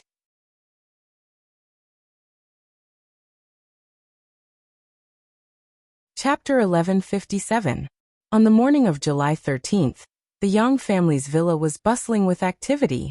At night, Chen Shiyun's family, Nan Zhaoyu's family, and Lu Xiaoyu's family, who had already moved to their new home in Wuhu district, might find it inconvenient to go home. Therefore, after careful consideration, Yang Yi decided to arrange Shishi's birthday party during the day. That way the children could have more fun. However, it was too early to hold an event during the day.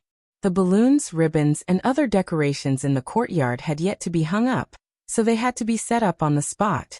Yuing, Wu Yu, Chen Guoqiang, and the other parents were also very enthusiastic. No one was willing to sit by the side and watch the fun. Without any greeting, everyone rolled up their sleeves and happily helped Yang Yi and Mo Fei. The more people there were, the more strength there was. In a short while, the scene was set up. As for the children, there was no need to worry. They had already gone crazy from having fun. One had to know that when a large group of children of the same age gathered together, they would be able to construct a happy world that belonged to them. What parents? They would all be thrown to the back of their minds. While Yang Yi and the others were busy in the courtyard, they saw Shishi and her friends running in and out of the villa's gate. Their pleasant laughter was endless. Not only that, but they were also playing and chasing after the running buns on the grass. A few girls in white dresses, like Yang Luoqi and Lu Xiaoyu, had dirtied their dresses. Little you, or you're going to piss me off. Lu Xiaoyu's mother didn't know whether to laugh or cry. She stomped her feet and said gloomily, It wasn't easy for me to dress you up so beautifully, and now you're making yourself look like a mud child. Wasn't that right? Mama Lu had thought that a rich family's birthday party would be very high-end. She had specially bought Lu Xiaoyu a new dress and braided her hair with a hairband. She was worried that she would be looked down upon if she didn't dress up well. In the end, when she came to Yang Yi's place, she was surprised to find that this so-called birthday party was similar to the gatherings that she usually invited the children to play at home. Other than Yang Luoqi, Lu Weisha, and Yu Xiaowei, who were dressed up a little more formally, the other children, including the birthday girl Shishi, were dressed the same as they usually were. Of course, it wasn't unusual to dress up nicely. It was just that Lu Xiaoyu was having fun with her friends, and forgot that she was wearing a new dress. Mama Lu's heart ached when she saw her dirty her dress. The parents were so happy that they were laughing happily. Murphy quickly comforted them, said, It's okay. Don't be reserved with us. The children can play however they want. If the clothes are dirty, you can wash them when you go back. It won't affect anything. This was just a small episode. Lu Xiaoyu, who was scolded by her mother, was only reserved for a few minutes. After returning to the living room with Shishi and the others, she put her mother's words to the back of her mind and happily joined in the discussion with her friends. We can't play on the grass. It'll dirty our clothes. We can play in the house. Play in the house. Play in the house. Then we can play hide and seek again. As the little host, Shishi was surrounded by her friends. She happily gestured with her hands and said, "We can hide upstairs and downstairs. Don't play hide and seek. The last time we played, we looked for a long time. Have you forgotten, Shishi?" Nanjiayu shouted. Shishi blinked. Soon, she found the answer in her memory. She giggled and said, "I remember. It's Xian Air." She ran outside. "Ha, me?" Lan Xian asked in a daze. She had no recollection of this at all. "Yes, it's Xian Air." Chun Shiryan also quickly shouted. "Xian Air, have you forgotten? At that time, you ran to my papa and asked for barbecue."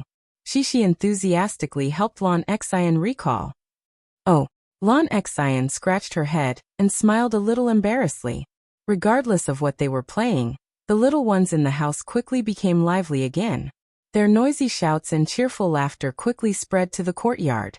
Tong Tong was busy drinking milk and didn't play with his sisters. However, when he heard his sister's laughter, he couldn't sit still beside his mother. He pushed his mother's hand away and slid down from his mother's lap.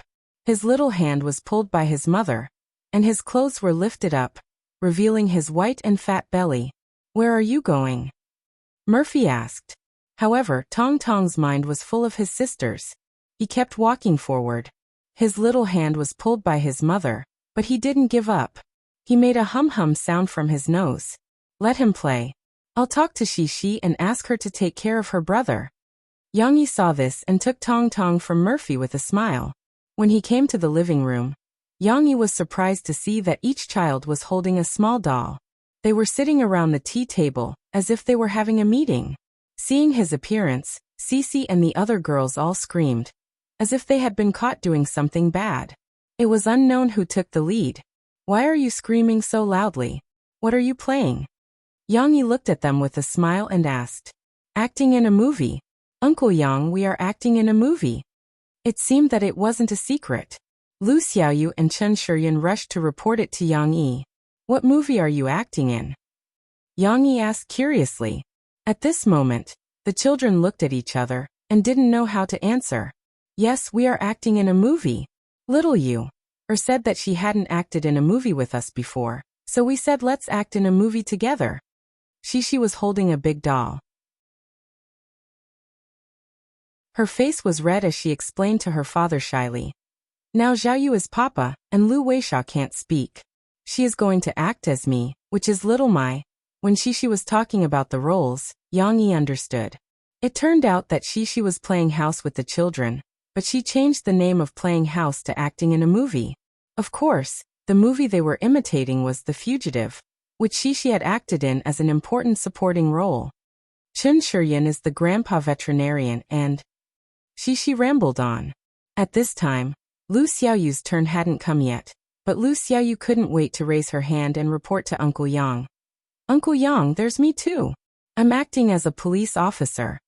Because Yang Yi was more important in the children's hearts, and because he was usually very friendly and easygoing, they weren't as embarrassed as they were when they met other adults. Instead, they treated Yang Yi as their good friend, and were willing to share with Yang Yi.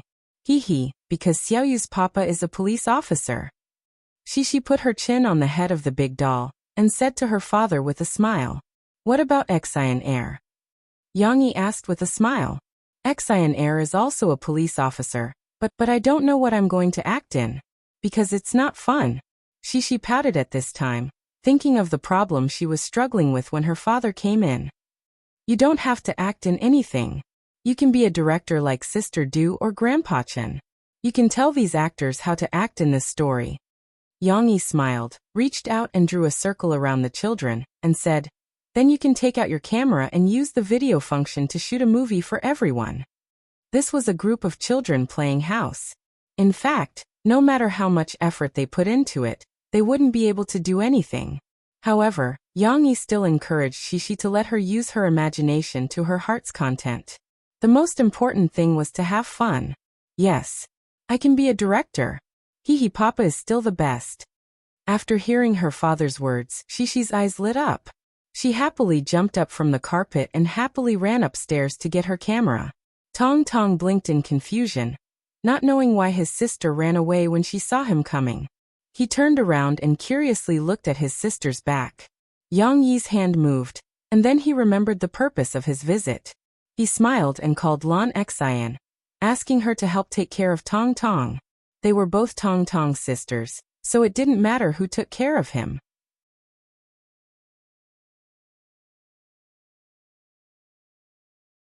Chapter 1158. Although Yang Yi didn't think that these children would be able to come up with anything, he was still looking forward to seeing Shishi bring her friends along. He wanted to see what kind of creative performances they could come up with. However, Yang Yi still overestimated these 7- or 8-year-old children. Shishi was very interested in acting in a movie. She was also happy to share her experience and use her pitiful little knowledge to bring her friends along. However, the other children weren't Shishi after all. In the beginning, when everyone was talking about acting in a movie, everyone seemed to be in high spirits as they cheered each other on. However, when Shishi brought down her small card camera from upstairs and began to talk about the script with her friends, some of the children sitting around the coffee table began to get distracted. Nan Zhaoyu, the male lead, had originally been looking straight at Shishi, but at this moment, his envious gaze fell on the camera. After a few minutes, the little boy couldn't help but ask, "Shishi, can I have a look at your camera? Just for a moment." Nan Zhaoyu grabbed the edge of the coffee table with his 2 small hands and asked pleadingly. Shishi's endless chatter was interrupted, but the little girl didn't mind. She bent down, took the camera strap off her neck, and handed it to Nan Zhaoyu generously. Then Shishi didn't feel that she had been interrupted at all, and continued enthusiastically. "Exanair, you have to drive a police car and chase after Zhaoyu and Sister Xiaowei with little Yu." Yu Xiaowei listened attentively, and Lu Xiaoyu was very supportive. She grinned as she listened, but someone beside them was distracted. Before Chen Shiyun could explain the plot, she couldn't help but lean over and study the camera with Nan Zhaoyu. In addition to them, Lu Weisha was also distracted. Of course, Lu Weisha couldn't be blamed. After Tong Tong was arranged to sit next to Sister Xian by his father, he couldn't sit still. He turned around and saw that on the other side of Sister Xian was the beautiful foreign girl he had shared with to play with. Thus Lil Pippi had his own little idea. He got up from the ground and hobbled to his toy basket. "Momo, where are you going?" Lan Xian didn't forget the responsibility that her father had given her, but she was too lazy to get up. She turned her head, blinked, and looked at Tong Tong carefully. Was this also considered taking care of him? She saw the little guy press his hands down, and his slightly bulging buttocks, which were wrapped in diapers, stuck out. He rummaged through his toy basket for a while, and finally, he exclaimed and struggled to take out 2 car toys. One was a bright red fire truck, and the other was a yellow sports car. Both of them were Tong Tong's favorites. The little guy held one toy in each hand and walked back with a big smile. He nudged Lan Xian with his buttocks and sat down next to Sister Lan Xian's chubby buttocks. However, this time he squeezed between Lan Xian and Lu Weisha, so he was facing Sister Lu Weisha. "Here is for you." Tong Tong hesitated for a moment as he looked at the blue-eyed little girl. He weighed the 2 cars with his small hands, and in the end he stuffed the bigger car into Sister Lu Weisha's arms. His eyes were filled with anticipation. "Sister, you must take it. Otherwise you will be disappointed." Lu Weisha was a little confused. She had the same feeling as when Tong Tong gave her the robot. She scratched her head, hugged the red fire truck, and said to Tong Tong in confusion. She knew that Tong Tong didn't speak Swedish, so she thought hard for a while. Finally, she found a Chinese sentence that she had learned recently and asked, "What is you familiar with?" Surprisingly, Tong Tong actually understood Lu Weisha's Chinese, which was not very standard. He grinned and said, handing over the RV. Usually Murphy would teach him how to speak at home. Other than learning how to count, the toys that Tong Tong played with the most and was most interested and became his main subject of learning. Young, he even found a picture book in the Sahara publishing house that was specially designed for children to babble, and asked Mo Fei to teach it to him. Fire trucks, taxis, cars, planes, helicopters, elephants, rabbits, squirrels. At this stage, Tong Tong's learning was still not standard. Just like what he was teaching Lu Weisha, he said fire truck was handing over the RV. However, his memory was not bad, so he could remember a lot of things. The only thing left was to correct the pronunciation. However, Lu Weisha didn't understand either. She foolishly followed little Momo's instruction in Chinese, only to see the blue-eyed big sister also blinking her eyes and saying, "Wai Fong Ha." Little Fuchin originally only wanted to play bumper carts with his big sister, but at this moment, he saw that his big sister's words were not standard, so he threw his original intention to the back of his mind. He hurriedly waved his small hands and said in a childish voice, "No, no." The little boy's expression was still a little anxious. He said seriously, "Handing over the RV." Lu Weisha foolishly learned, "Yao flips the car." At this moment, Lu Weisha accidentally said a word correctly. However, Tong Tong still shook his head. He felt that the girl was wrong. The little boy's expression became more and more anxious. His thick eyebrows furrowed. I can't teach her. What should I do?" After thinking for a while, he got up and ran to the sofa. He took the picture book that his mother had placed there and brought it over. This time, Tong Tong was not as scared. He openly sat down next to Lu Weisha and naturally leaned into her arms. The picture book was placed on his lap, and Xiao Tianyu's little hands flipped through the pages. Fortunately, there weren't many pages, and each page was printed on copper plate paper. After a while, Xiao Tianyu found the picture of a fire engine. He pointed at it excitedly and continued to teach. After talking for a while, Shishi finally came back to her senses. At this moment, the little girl was surprised to find that the only people who seemed to be listening to her were Xiaowei and Lu Weisha was learning how to talk to her little brother. Lan Xian was smiling as she listened. She seemed to be amused by the two guys. Chen Shiyin and Nan Zhaoyu were playing with the camera. Chen Shiyin was more interested in the camera. She did not know when she had snatched it. Nan Zhaoyu could only watch from beside her. He gestured with his fingers as if he was teaching her how to use it. She was dumbfounded. She was stunned for a while before she pouted and said unhappily, You guys aren't listening to me. The teacher said that we have to listen to others carefully. We can't do our own things. We can't talk to our desk mates." Lu Xiaoyu blinked and said, "Shishi, I'm listening. I'm talking about them." Shishi finally understood how a teacher felt when facing disobedient children. Chen Shiyin and Nan Zhaoyu saw that Shishi was angry. The two of them did not dare to be distracted again. They quickly put the camera on the coffee table and carefully lowered their heads. Of course, Shishi did not take this to heart. After Lu Xiaoyu and Yang Luoqi coaxed her for a while, she threw this depressed mood to the back of her mind. She smiled happily and recovered her previous enthusiasm. It was just that her friends didn't seem to be very interested in this game that was so complicated that they couldn't understand it. Under Cici's command, Nan Zhaoyu and Yu Xiaowei reluctantly acted out the opening plot. There were so many mistakes that everyone soon felt bored. "I want to swim." In the increasingly depressing atmosphere, Yang Luoqi whispered, "Shishi has a swimming pool at home." "Yeah. It's so hot now. Swimming is so comfortable." Chen Shiyin happily raised her voice and proposed to her friends in high spirits, "Let's go swimming together." "What if I can't swim?" Nan Zhaoyu scratched his head. Lan Xian was also interested in their discussion. She raised her hand and said with a smile, "I know. You can wear a swimming ring because Momo can't swim either." Shishi saw that her friend's attention had been completely diverted, but her movie plan was not over yet. The little girl muttered gloomily, But I have to tell my papa about swimming. I can only go swimming if my papa agrees. Otherwise, the swimming pool will be closed." In fact, she also likes swimming very much, but she always felt that she had something to do, so she felt uncomfortable. However, the little girl did not know how close her father was in the hearts of these friends. When she said this, Chen Shiyin, who had proposed loudly just now, got up excitedly and said, "I'll ask Uncle Yang."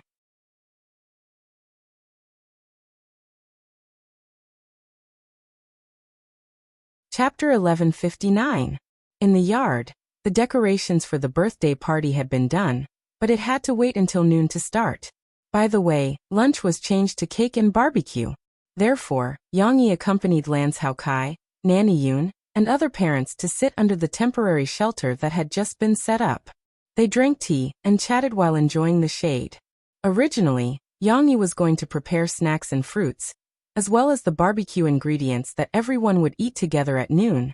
But Wu Yu, Yuing, and the other mothers were very enthusiastic and wanted to take over these kitchen chores. Even Mo Fei also went to the kitchen to help. As for these men, they were driven out and left in the yard to chat. With the two gods of wealth, Lance Hao Kai and Yang Yi, the content of the men's conversation was naturally in the direction of financial management. It was worth mentioning that last year, Chen Guoqiang, Nanny Yun, and others also consulted Lance Hao Kai's opinion and boldly bought real estate in Wuhu District. Since the beginning of this year, Wuhu District had begun to renovate old houses. Although it was not their turn to receive demolition compensation, the housing prices in Wuhu District had begun to rise. Those who had already bought houses, like Chen Guoqiang and Nanny Yun, were happy to see that they had earned a sum of money.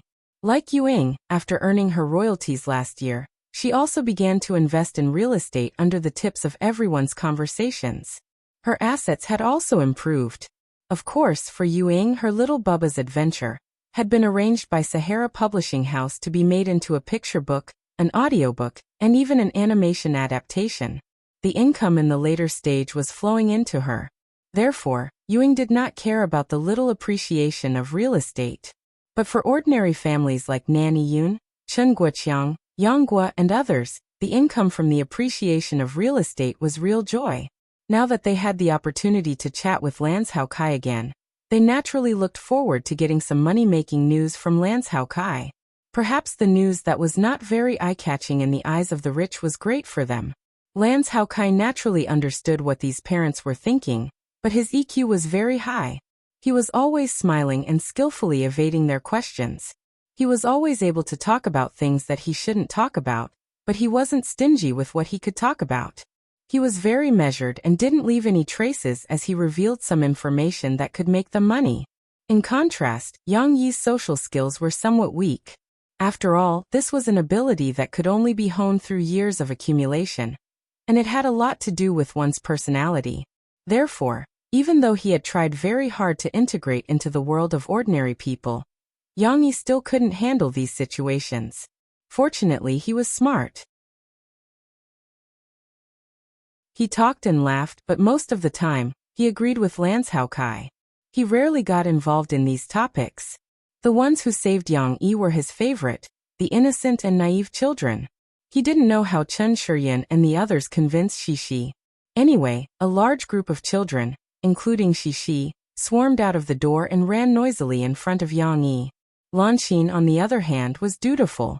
She held Xiao Tianyu's hand and walked slowly behind them. Interestingly, although Lan Xian fell behind because of Tong Tong, the one who was anxious to catch up with her sisters was Tong Tong. The one who didn't want to run too fast was Lan Xian. The weather was so hot. Why did they run so fast? Uncle Yang, Uncle Yang. Chen Shiyun was the most enthusiastic. She ran over and grabbed the arm of Yang Yi's beach chair. She asked excitedly, Can we swim in your swimming pool?" Yang Yi was a little surprised and asked, "You want to swim?" Yes. The children around Yang Yi nodded excitedly. Lu Weisha's reaction was a little slow because she had to wait for Shishi to translate for her. Lu Weisha, who finally understood the children's thoughts, waved her arms happily and said in English, "Swim, I like to swim." What? At this time, several members of the mother group, including Wu Yu, Murphy, Yuing, and the others came over with trays. Seeing the lively scene, they asked curiously. When they found out that the children wanted to swim, Wu Yu and Yuing quickly waved their hands and said, No, we didn't bring a change of clothes or a swimsuit. How can we play in the water?" They were right. The children didn't think it through. However, this kind of rejection was still a little hard for the children to accept. Chun Shiyin and Yang Luoqi pouted and said unhappily, "We want to swim." Seeing this, Yang Yi quickly got up from the beach chair and pressed on their shoulders. He smiled and comforted them. "It's okay. Today is a little sudden. How about this? Next time you come to play, bring your swimsuits. Uncle will open the swimming pool for you to play in, okay?" Yang Yi's words were obviously much more persuasive than their parents' scolding. Although they still looked unwilling, at least they just pouted unhappily and shook their buttocks reluctantly. They didn't continue to be stubborn with their mother. "Come and eat the honeydew, watermelon, mango, and cherries. They've all been cut and washed." Murphy also smiled and greeted the children. At this moment, Lon Xian, who was standing at the back, walked to the front while holding Tong Tong's hand. She originally wanted to return Tong Tong to Father Yang, but when she heard this, her eyes immediately lit up. Lon Xian couldn't care less about Tong Tong, this little burden. She held Tong Tong's hand and didn't care that the other children were still sulking. She and Tong Tong moved forward silently. They couldn't make a big fuss. There were so many people here.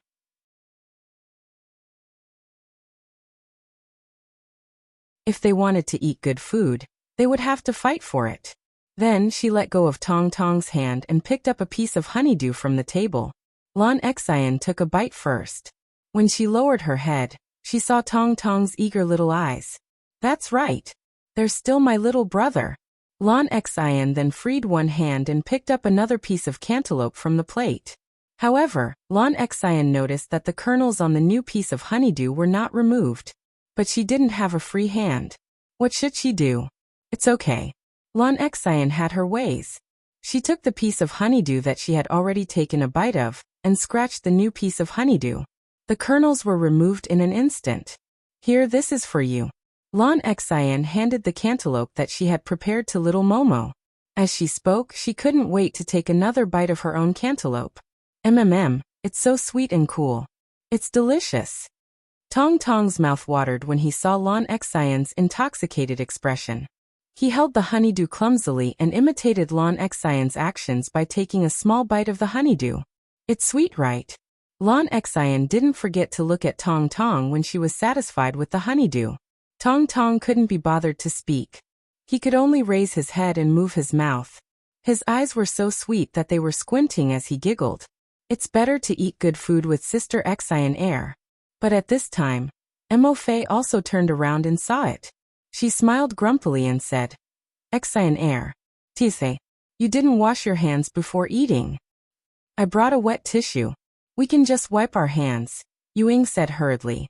Shi and her friends were a little depressed, because they couldn't swim.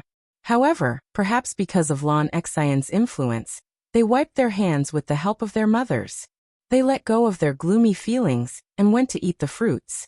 Lon Zhoukai sat at the side and ate the watermelon with a smile. Suddenly he remembered something and said with a smile, "Oh yeah, didn't you say that you like to swim? Recently, our company is sponsoring the Municipal Sports Commission to organize a swimming competition for children above the age of 6 and below the age of 12. There are different age groups, boys and girls. It's a big competition, and there are many people who signed up. The deadline for registration is the 20th or 25th of this month. If you are interested, you can participate." Swimming competition? It's organized in the city? Will there be many children who specialize in swimming participate? Wu Yu was interested and asked curiously. Lon Zhoukai said happily, "Yes, it's organized in the city. I'm not sure about the specific requirements for registration. I'll ask someone later and send it to you. But isn't the country promoting national fitness and daily exercise? The city is also organizing some sports. Since it's summer now, there are football, basketball, etc. There are all kinds of competitions. But I feel that the swimming competition is better. At least it's not easy to get injured. Also, the venue and referees for this competition are very proper. It's safe." Lon Zhoukai hadn't actually signed Lon Xian up. He had even forgotten about it before. He only remembered it now. After all, Boss Lon had a lot of things to do. His subordinates reported this matter to him, and he signed the sponsorship fee. Then he threw it to the back of his mind.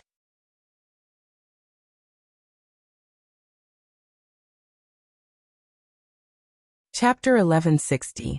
Wu Yu obviously wanted to sign Yang Luoqi up, but she was a little unwilling to give up and said, it should be divided into professional and non-professional groups. After all, the professionals are too strong.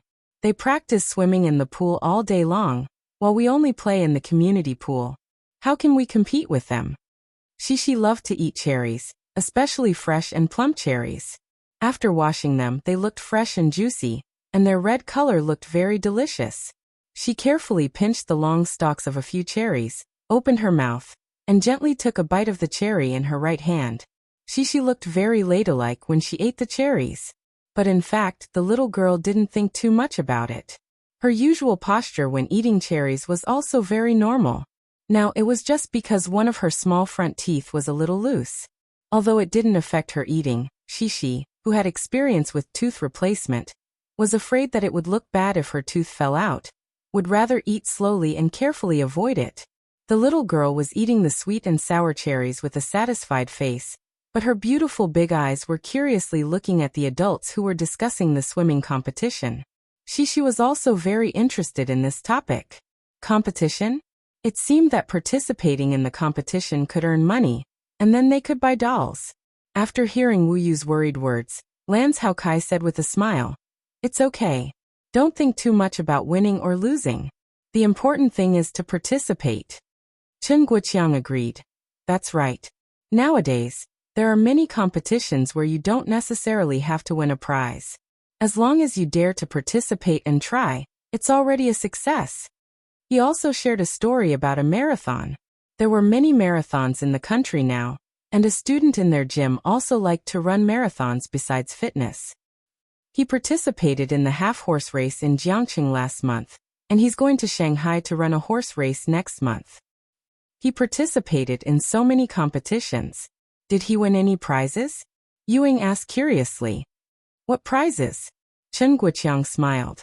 If he was going for the prize money, he wouldn't have run, because all the marathons in the country were taken by those black people. They were all professional marathoners. But it doesn't matter if he didn't win any prizes.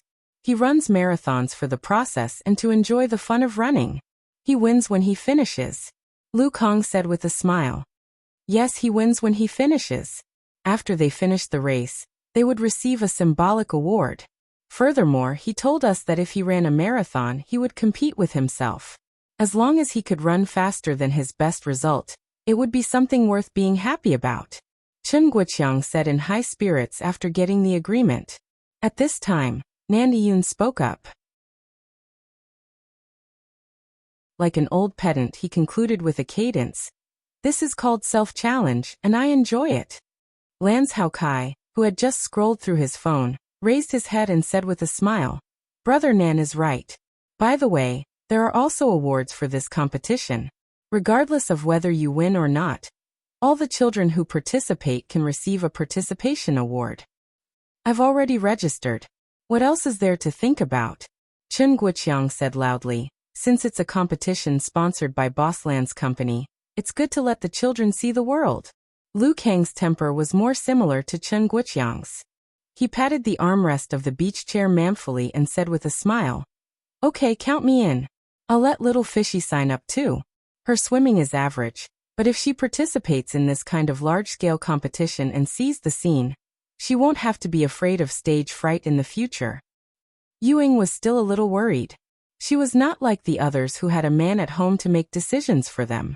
Ewing, who relied on her daughter for survival, still asked worriedly, But the swimming competition is in the water after all.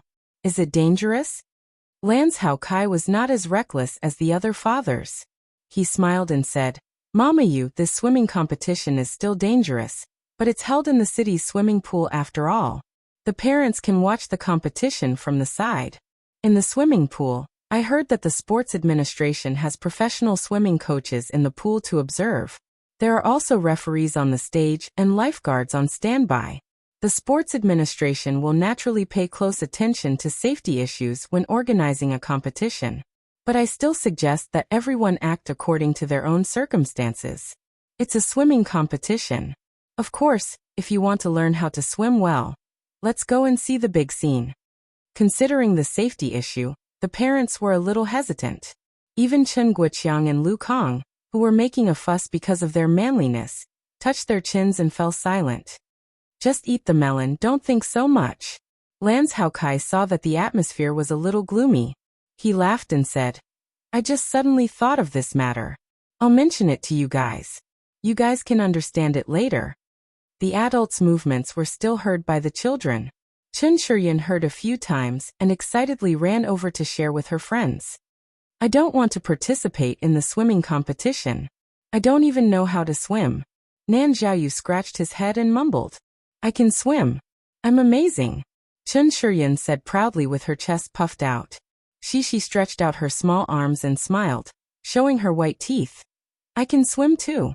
Xian Air and I are both very good at swimming. Hearing Shishi call her name, Lan Xian finally reacted. While eating the freshly baked cookies that her mother's group had just sent up, she asked confusedly, What? What? Murphy helped to take over the Tong Tong. Although Lan Xian also shared some food with the Tong Tong, Murphy was not at ease, especially when there were cherries on the table with pits. Murphy felt that it was better to be cautious. Without the Tong Tong following her, Lan Xian was even more relaxed in front of so many delicious foods. However, now Shishi hugged Lan Xian's arm and became a new burden. Shishi smiled and said, Xian Air, let's go to the swimming competition together, okay? Why do we have to participate in the competition? Lan Xian asked in confusion.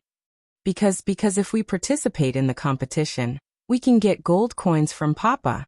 We can get a lot of gold coins. Shishi took Lan Xian's hand and twisted her small body left and right. She pestered Lan Xian and said coquettishly, Okay? Is that okay? There are dolls, there are dolls. Lan Xian seemed to be very tired and sighed. Then she waved her hand and said, Okay, I'll go to the competition with you. Then we can all have gold coins. Shishi said happily. I'll ask Papa if he can give us more gold coins, because we need to buy a lot of dolls. I don't want gold coins anymore, because I found that you don't even need gold coins to eat in your house. Papa Yang forgot. Lan Xian said proudly. The two of them chatted happily, but Chen Shuryan became nervous. Then are you going to compete with me?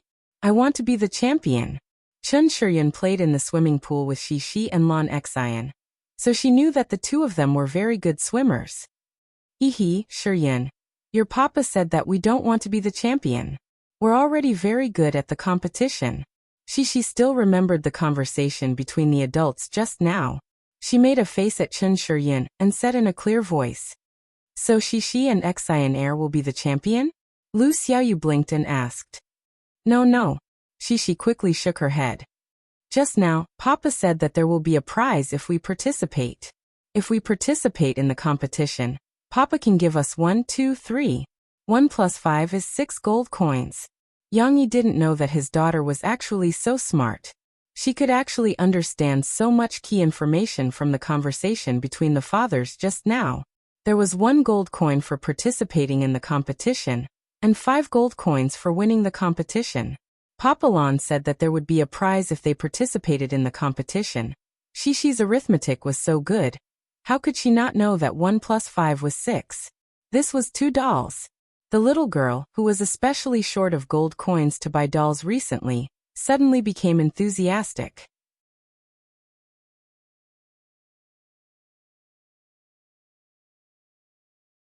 Chapter 1161. When it was close to noon, Yang Yi, Chen Guoqiang, and the others brought out the smokeless grill used for barbecue. The group of mothers also served the ingredients that had been washed and cut. There was no need for any ceremony. Cece's birthday party had officially begun. For the children, it didn't matter whether there was a program or not. It was more important to have fun and eat to their heart's content. I want to drink. Shishi, do you have any drinks at home? Chen Shuryan watched the barbecue for a while and couldn't stand the heat. She ran over with her tongue out and said to Shishi, I want to drink soda. I don't want to drink tea. Shishi thought for a moment and her eyes lit up. She smiled sweetly and said, I know there is soda. It's all in the fridge. Shiryan, let me tell you, yesterday, my papa bought a lot of soda. There's Coke, Sprite. Yang Yi passed by the little girls with a few bottles of seasoning. He happened to hear their conversation, so he said with a smile, Shishi, take Xian Air and the others to get the soda. Okay.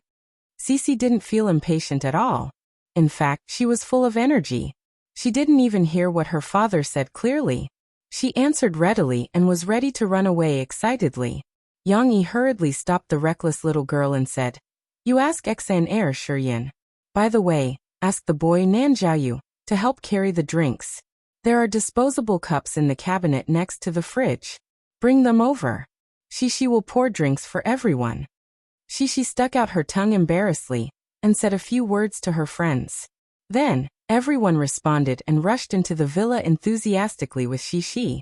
In front of the fridge, Lan Xian and Shishi were also a little excited. They each pulled the door handle of a fridge and opened it. After the fridge was opened, the cool air rushed to their faces. Lu Xiaoyu narrowed her eyes happily and said, It's so comfortable, so comfortable. I don't even want to go out and play anymore. Shishi took out a large bottle of Coke and giggled. That won't do. We're going to sing the birthday song together. This is delicious. Let me tell you, this orange juice has fruit in it. You have to shake it before drinking. Lan Xian skipped past the other soft drinks and pulled out a bottle of orange juice. She then excitedly introduced it to her friends. Chen Shiryan couldn't help but lick her lips. She said to Lan Xian, Xian Air, I want to drink. Shishi, can you pour some out to eat? Lu Xiaoyu instigated when she saw Shishi put down the drink and take out a disposable cup from the cabinet next to her. She also wanted to drink a cool drink.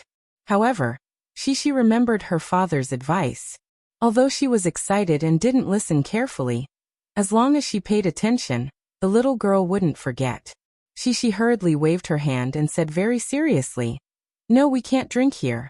We have to take it out and drink with Papa. Okay, then let's go outside to drink. Chen Shiryan wasn't discouraged. She helped Shishi pick up the bottle of Coke and shouted. The other children also came out one after another with drinks. Everyone was chattering and working enthusiastically. However, Lan Xian remembered something.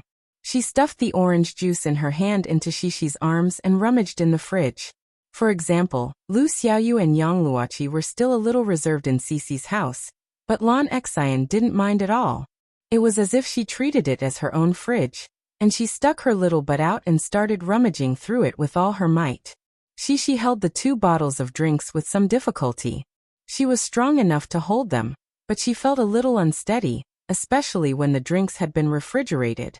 The hot air outside quickly condensed water droplets on the drinks, which were slippery when she held them. Shishi had to hold them with 2 arms.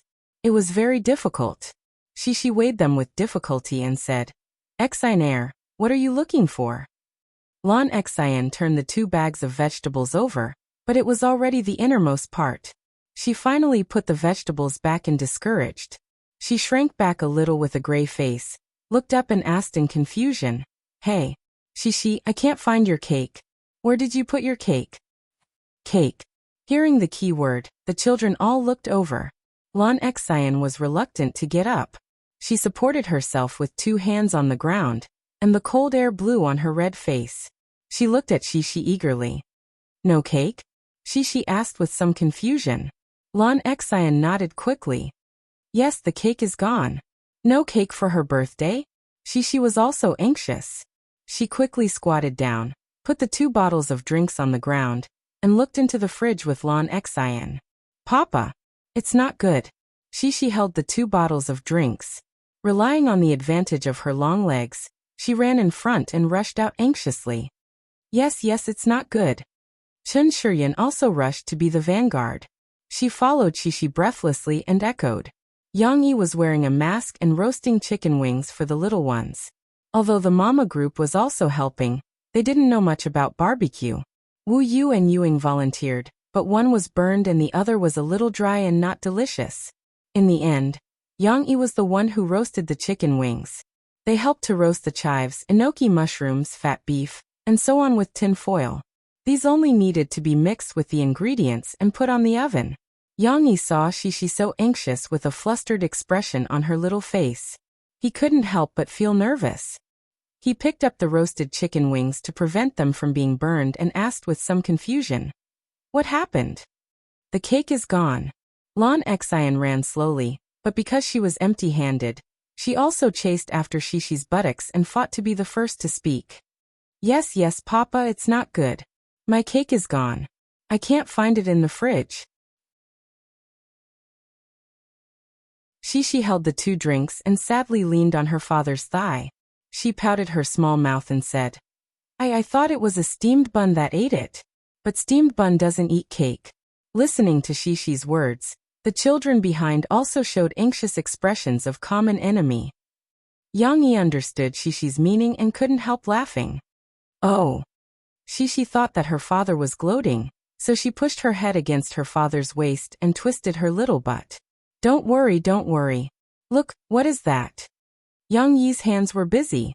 He smiled and nudged the little girl with the side of his body, then pointed to the table under the shade of a tree in the distance with the chicken wing. Hey, that's a cake. Before Shishi looked over, she heard Lan Xian's surprised cry. Shishi looked over in confusion, and saw a huge cake placed there. Murphy and Wu Jingjing were opening the box. It's really a cake. The cake is not missing. Shishi was overjoyed. She looked up at her father and pouted her small mouth, but she couldn't hide her surprised smile. Because the cake is custom-made. It wasn't delivered in advance. Yang Yi gently explained. The cake shop just sent it over. It's a surprise for you. Cece was no longer flustered when the cake disappeared, and her mood became relaxed again. She shook her head, and her long ponytail drew a beautiful arc. She giggled and said, Let's go and get some drinks. Shiryan has been waiting for a long time. Lan Xian was still looking at the cake. At this moment, she turned her head and saw the chicken wing in Yang Yi's hand. Her small nose twitched as if she smelled something tempting. She said excitedly, I want to eat chicken wings. Chicken wings are delicious when eaten with cola.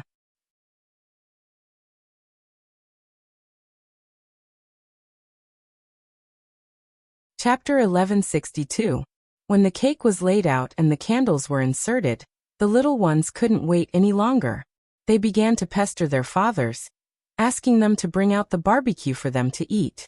Under the shade of the cool breeze, they drank the ice-cold bubbling drinks while gnawing on the tender barbecue chicken wings. It was so satisfying. Lan Xian and Chun Shiryan didn't care about their table manners at all. They immediately grabbed the chicken wings from the bamboo skewers and began munching on them. The chicken wings were so greasy that their cheeks were covered in grease. Their eyes were still staring at each other, as if they were competing to see who could eat faster. Shishi was also gnawing on the chicken wings. Her father's barbecued chicken wings were so delicious that all her friends wanted to eat them. How could she not support them? However, Shishi wasn't as anxious as Lan Xian and Chun Shiryan. These 2 friends were eating the chicken wings in their hands and looking at the pot. Shishi wasn't worried that she wouldn't be able to eat. She ate slowly and proudly gestured to Lu Weisha and Lu Xiaoyu about her new discovery. Look, the birthday boy's eyes turned into crescents as he smiled. She took off the bamboo skewers and directly started eating. However, she loved cleanliness. She only used her thin little fingers to carefully pinch a chicken wing that she had already eaten very cleanly, and gestured to her friends. Then, Cece pinched the 2 ends of the chicken wing with her 2 little hands and brought them to her mouth. Then, the little girl unabashedly stuck out her pink little tongue, and nimbly drilled out from the place where the meat was originally sandwiched between the 2 bones. Ho ho! Shishi hooked the chicken wing with her tongue and shook it mischievously. Then she vaguely smiled at her friends. Steamed Bun was anxious. He raised his head and looked at the chicken bones that his little master was still unwilling to throw away. Then he shook his head and jumped beside Shishi. Then he directly grabbed Shishi's pants with his front paws and lifted his body. He stuck out his tongue and wagged his tail hard. The yellow-haired dog's pitiful eyes seemed to say, Stop playing. If you don't want to eat the bones, can you give me the steamed bun to eat? Shishi misunderstood. Seeing steamed bun like this, she grabbed the chicken wing bones with her hand and asked curiously, Steamed bun, do you want to eat it too? Steamed bun responded with a huff-huff sound. She kindly walked to the table and looked. She found that the barbecued chicken wings had been eaten by Lan Xian and Chen Shiyin. She went to her father's side and whispered, "Papa, Papa, can you give me a barbecued chicken wing? I also want to eat steamed bun." Yang Yi raised his eyebrows and turned his head to look at Xi and steamed bun, who was wagging his tail behind her. He smiled and said, "Chicken wings can't be eaten. By the way, you have to tell Xian Air and the others that they can't just throw the chicken bones on the ground for steamed bun to eat. They have to clean them up together." Steamed bun wagged his tail pitifully. He was so greedy that he was about to drool. However, he didn't know that the little master had gone to the big master. Not only was he unable to get more delicious chicken wings for him, but he was also being exploited for even the slightest desire he had in the beginning. "Oh, Papa, why don't you give steamed bun to eat? He's so cute that he wants to eat chicken," Xi said unhappily. In Xi's observation, steamed bun usually ate chicken. Steamed bun, this guy, ate very well at Yang Yi's house. Not only did he have goat's milk to drink regularly, but he also had different types of dog food from time to time. Xi had also seen her father occasionally feed steamed bun some cooked chicken or beef. In addition to these, steamed bun could enjoy the expensive dog snacks from the pet store. When the owners usually ate fruit, steamed bun would also have a share. "Why don't you give steamed bun chicken wings?" Yang Yi patiently explained to Xi, "Because chicken bones are harder and more brittle. Although steamed bun likes to eat them, it's also easy to prick his throat or stomach. That will make him sick. That's why Papa usually only feeds him chicken. Also, steamed bun can't eat the same barbecue as we do. We put salt and other seasonings in it. Steamed bun's body can't take it." "Ah, so scary?" Xi frowned worriedly and looked at her father nervously. Of course, Yang Yi didn't intend to let Xi worry. He smiled and guided the little girl. "You can feed him some fruit. In fact, this guy is also greedy. Papa has already fed him today. Don't worry too much." "Okay then. Then steamed bun can only eat watermelon. You can't eat cake. Aya, you're really sad today," Xi said worriedly as she threw the chicken bones into the trash can. She squatted down and rubbed steamed bun's head. The little girl couldn't help but feel sorry for steamed bun. Thus, the sad steamed bun could only watch the children eat heartily. As for steamed bun, he lowered his head and looked at the lonely slice of watermelon on his plate. He was so sad that he couldn't eat it. He could only curl up in a corner and draw circles. No one could understand the sadness of the dog, because the human world was already filled with songs and laughter. "Happy birthday to you, happy birthday to you. Come here, Xi. Happy birthday to you, happy birthday to you." Amidst the pleasant singing and cheerful cries of the mother group, the children, as well as the laughing fathers, all gathered around the big cake under the shade of the tree. Here, it had to be mentioned that the birthday song was registered after Yang Yi sang it for Xi. However, he didn't intend to charge for it. This birthday song was set to be copyright confidential and free to use by the Copyright Bureau. Therefore, after a few years of spreading, this catchy birthday song had become the theme song of many children's birthday parties. But what was interesting was that Yang Yi and Murphy didn't make it public. Including Wu Yu and Yu Ying, no one expected that this popular song was actually produced by Yang Yi. Of course, today's main character was Xi, not the birthday song. However, Xi didn't become the center of attention of the children. Including her, all the children rushed over to the birthday cake that they had been looking forward to for a long time. "I really like this birthday cake," Lan Xian shouted excitedly. "I hope so too. It's so beautiful. Xian Air, look, there's a panda here." Xi held her hands in front of her and looked at it happily. This cake was specially customized. Although there were only 3 layers, each layer was very thick. In addition, there was an extra carousel made of sugar at the top, making the cake look extra big. In addition to the carousel, on each layer of the cake, there were various animal characters made of cream or sugar. There was a black and white panda, a little dolphin, a cute little pig, a little rabbit, and so on. The workmanship was absolutely exquisite. With the pink color as the main theme, the whole cake looked like a very valuable piece of art. No wonder the children's eyes were shining. You all have to sing the birthday song. After singing the birthday song, you can let Shishi blow out the candles. Then you all can eat the cake. Ewing smiled and reminded the girls. I don't want to eat the cake. Hee hee, it's so beautiful. Shishi hugged her father's arm. She didn't mind the smell of barbecue on her father's body. As she fell, she giggled. That won't do. I want to eat the cake. It's my birthday. How can I not eat the cake? I don't eat much barbecue. I'm waiting to eat the cake. Lon Xian's words made everyone laugh again.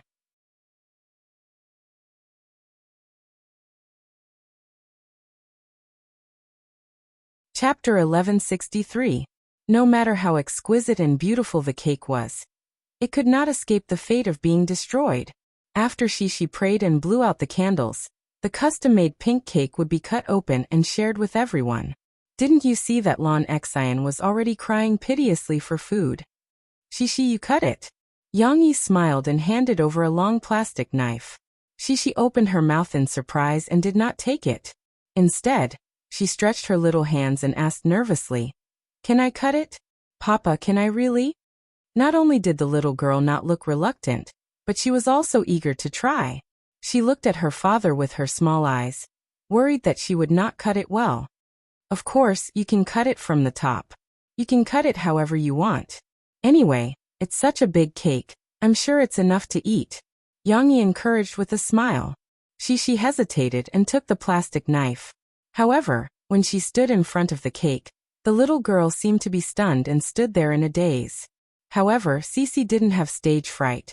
Her big eyes moved nimbly as she carefully sized up the cake. How to cut it? Lu Kong laughed and waved his hand heroically as if he was cutting melons and vegetables. He said, Shishi, be brave and cut it directly. The other mothers were also encouraging Shishi. However, Shishi had her own ideas. The little girl hesitated and moved to the side. After confirming for a while, she finally gathered her courage and raised the plastic knife with her two small hands.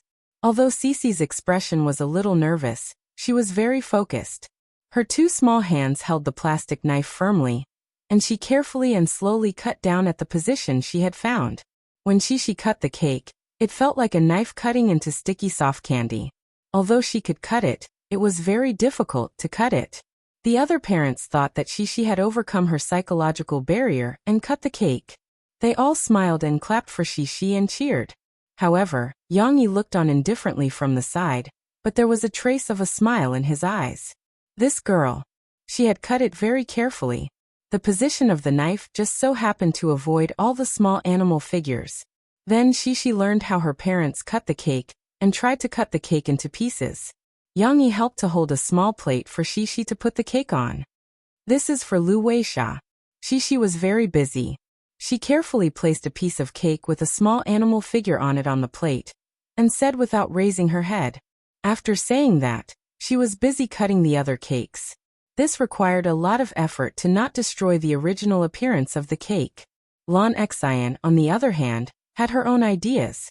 She rushed over to Cici's side excitedly, holding a small plate in her hand out of nowhere. She said expectantly, Cici, I want this one with a bird. Also, I want a piece of candy with a wooden horse. The wooden horses hanging from the merry-go-round were made with the process of pulling sugar. Lon Xian thought that it would be very sweet and delicious. Okay. You have to wait for a while. Shishi's voice was soft, and she agreed to all of her requests. Shishi didn't know that when she was very focused on cutting the cake, her father, who had been helping by the side, had quietly slipped out of the crowd. Lon Zhoukai came up with a smile and silently replaced Yang Yi to help Shishi take the plate and distribute the cake. The other parents, who had already discussed this beforehand, all laughed as they watched Yang Yi go into the house and come out with a guitar. Chen Shiyun had already received the cake, but before she could eat it, she saw Yang Yi appear with the guitar. The little girl widened her eyes in surprise and was about to ask loudly, Yang. Her mother hurriedly covered Chen Shiyun's mouth and coaxed her, not knowing whether to laugh or cry. Hurry up and eat the cake. Don't talk nonsense. What nonsense? Chen Shiyun couldn't understand. 10 minutes later, the little friends had already eaten the cake. Even Lan Xian was eating and swaying around Shishi a few times, but Shishi was still distributing the cake.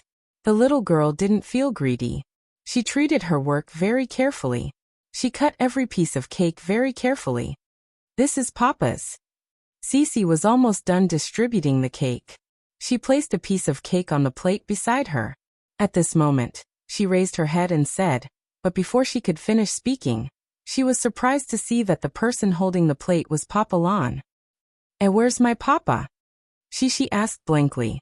He's here. At this time, Yang Yi had already found a chair and sat down. When he spoke, the parents who had helped cover for him all stood up with smiles. Shishi, today is your birthday. Mom and Papa have prepared a program for you. We're going to sing you a song. At this time, Murphy also put the cake that Shishi had given her on the table beside her. She walked out from the crowd with a smile and said softly. At this time, Shishi also came back to her senses from working hard to distribute the cake. Under the sunlight, her beautiful eyes, which were like black crystals, couldn't help but sparkle. She said in surprise, really? How could it be cooked? Of course it's true. Yang Yi smiled and sat on the chair. He held the guitar and gently played. Yang Yi played the guitar prelude, which was light and gentle and gave people an inexplicable sense of pleasure. Murphy also naturally hummed softly. Ya dala dala da. Mo Fei's voice could be slightly lowered, and she could sing with a slightly vicissitudes of life, or she could sing with a soft and pleasant voice like Teresa Tung's. But for this song, she chose a voice that was slightly rough, but soft and sweet. In the accompaniment of Yang Yi's guitar, Murphy smiled and took Shishi's empty hand. She looked at her gently and sang, "My baby, I'll give you a little sweetness so that you can sleep well tonight." As the lyrics changed, Murphy also changed her actions.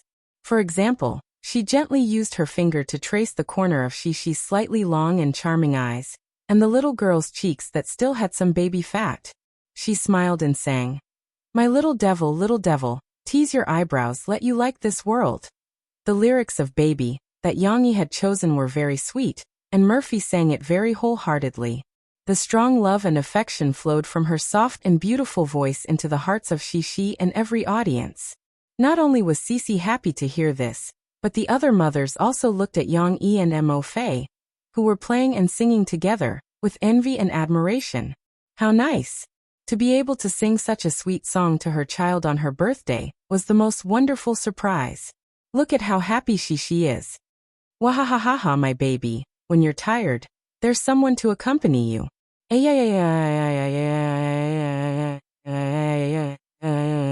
My baby, I want you to know that you're the most beautiful. When Murphy sang this part of the song, her body swayed gently as if she was dancing. Then she reached out a finger and pointed at Shishi with a smile. Shishi heard her mother say that she was the most beautiful. The little girl was instantly overjoyed. Her two big eyes curved into crescents as she smiled.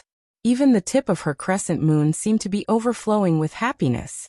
That's right. In the hearts of your parents, you are the most beautiful. My baby.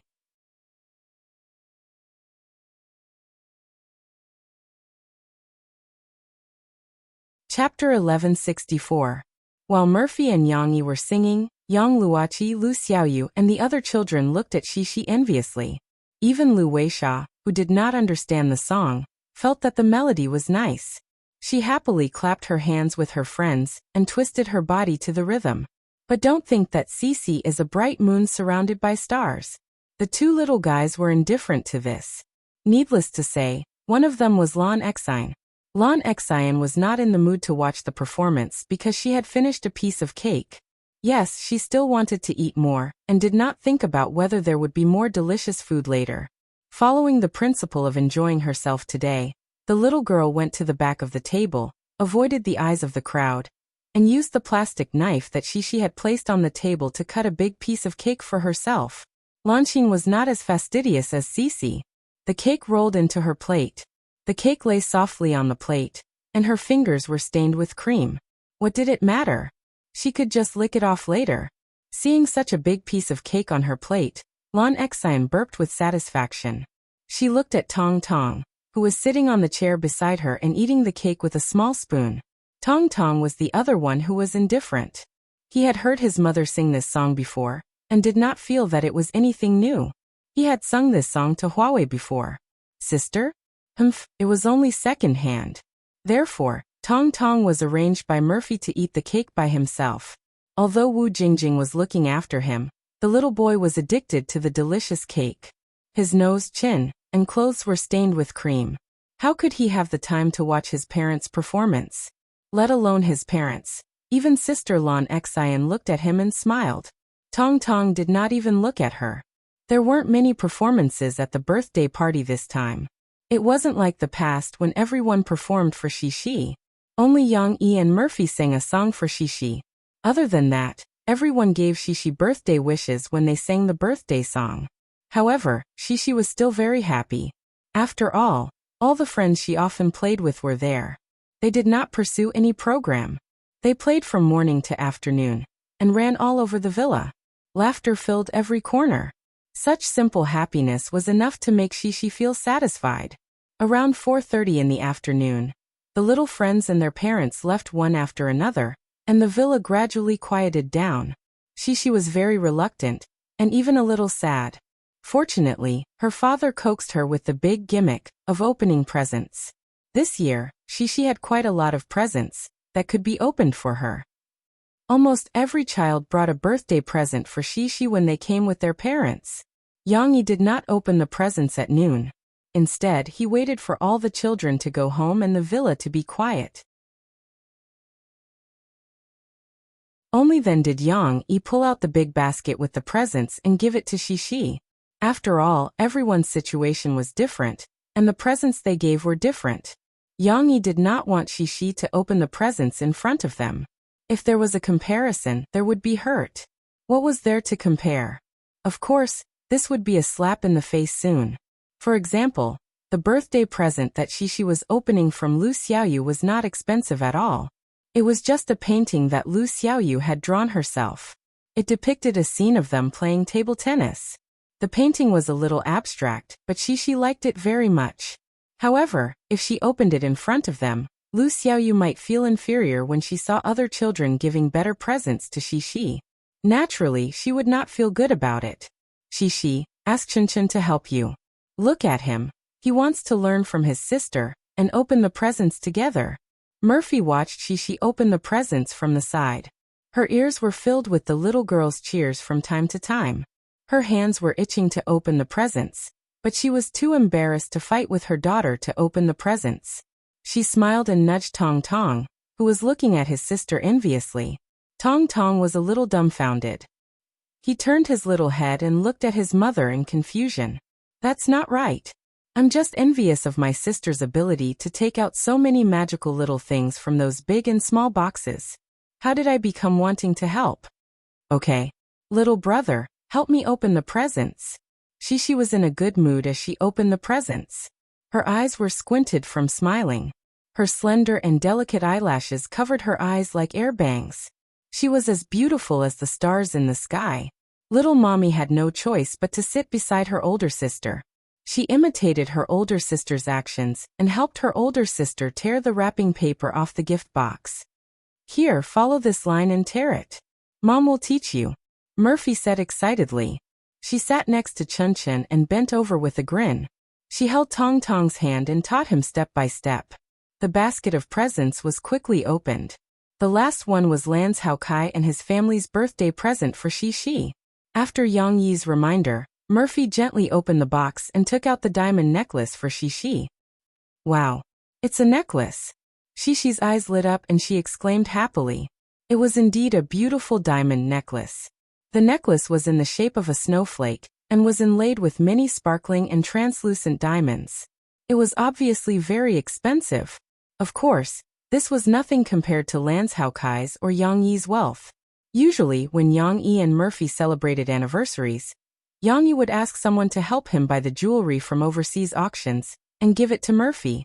It was much more expensive than this necklace. Wu Jingjing's jewelry was even more expensive. She often went to auctions to buy her favorite works of art and jewelry. Her family's collection was even more exaggerated. Perhaps this necklace was what Wu Jingjing said when she explained it to Lance Hao Kai. It was not too expensive and she gave it to Shishi so that she wouldn't attract too much attention when she grew up. Shishi hurriedly got up from the ground and ran to her mother's side excitedly. She leaned on her mother's arm and hugged her mother's neck curiously and nervously. She giggled and looked at the necklace. "Is it beautiful?" Murphy asked Shishi with a smile. She held up the necklace with both hands and the snowflake diamonds that were refracted by the light were dangling gently. "It's beautiful." Shishi nodded quickly and said happily, "Mom, I don't have a necklace. You have a lot, but I finally have one." Murphy said with a smile, "Then you can ask your papa to buy it for you in the future. He definitely won't be reluctant to buy it for you." After teasing Yang Yi, Murphy asked Shishi to bend her head. She untied the necklace and put it on Shishi. After putting it on, the little girl happily ran to the mirror. Although she wasn't wearing a dress, she still happily twirled around. Wow! The little girl in the mirror is so beautiful. The beautiful necklace can set off her pretty little face. Oh, this inner monologue made Shishi feel a little embarrassed. She giggled and shyly raised her hands to hold her red little face. Ahem. Yang Yi saw that Shishi liked the birthday gift very much and decisively became unhappy. He coughed twice and said, "Shishi, let Mom put the necklace away for you. You haven't opened the gift I and Mom gave you yet." "There's a gift? Papa and Mom's gift. I want it, I want it." Shishi cried out in surprise. Like a crab, she turned sideways and bounced back with her long legs. In the little girl's heart, her parents' gift was always the best. Therefore, Shishi was even happier than when she saw the diamond necklace. How could Yang Yi let her down? You're tuning in to the Earbook Haven YouTube channel. Don't forget to subscribe and join us on this journey to catch the most captivating stories.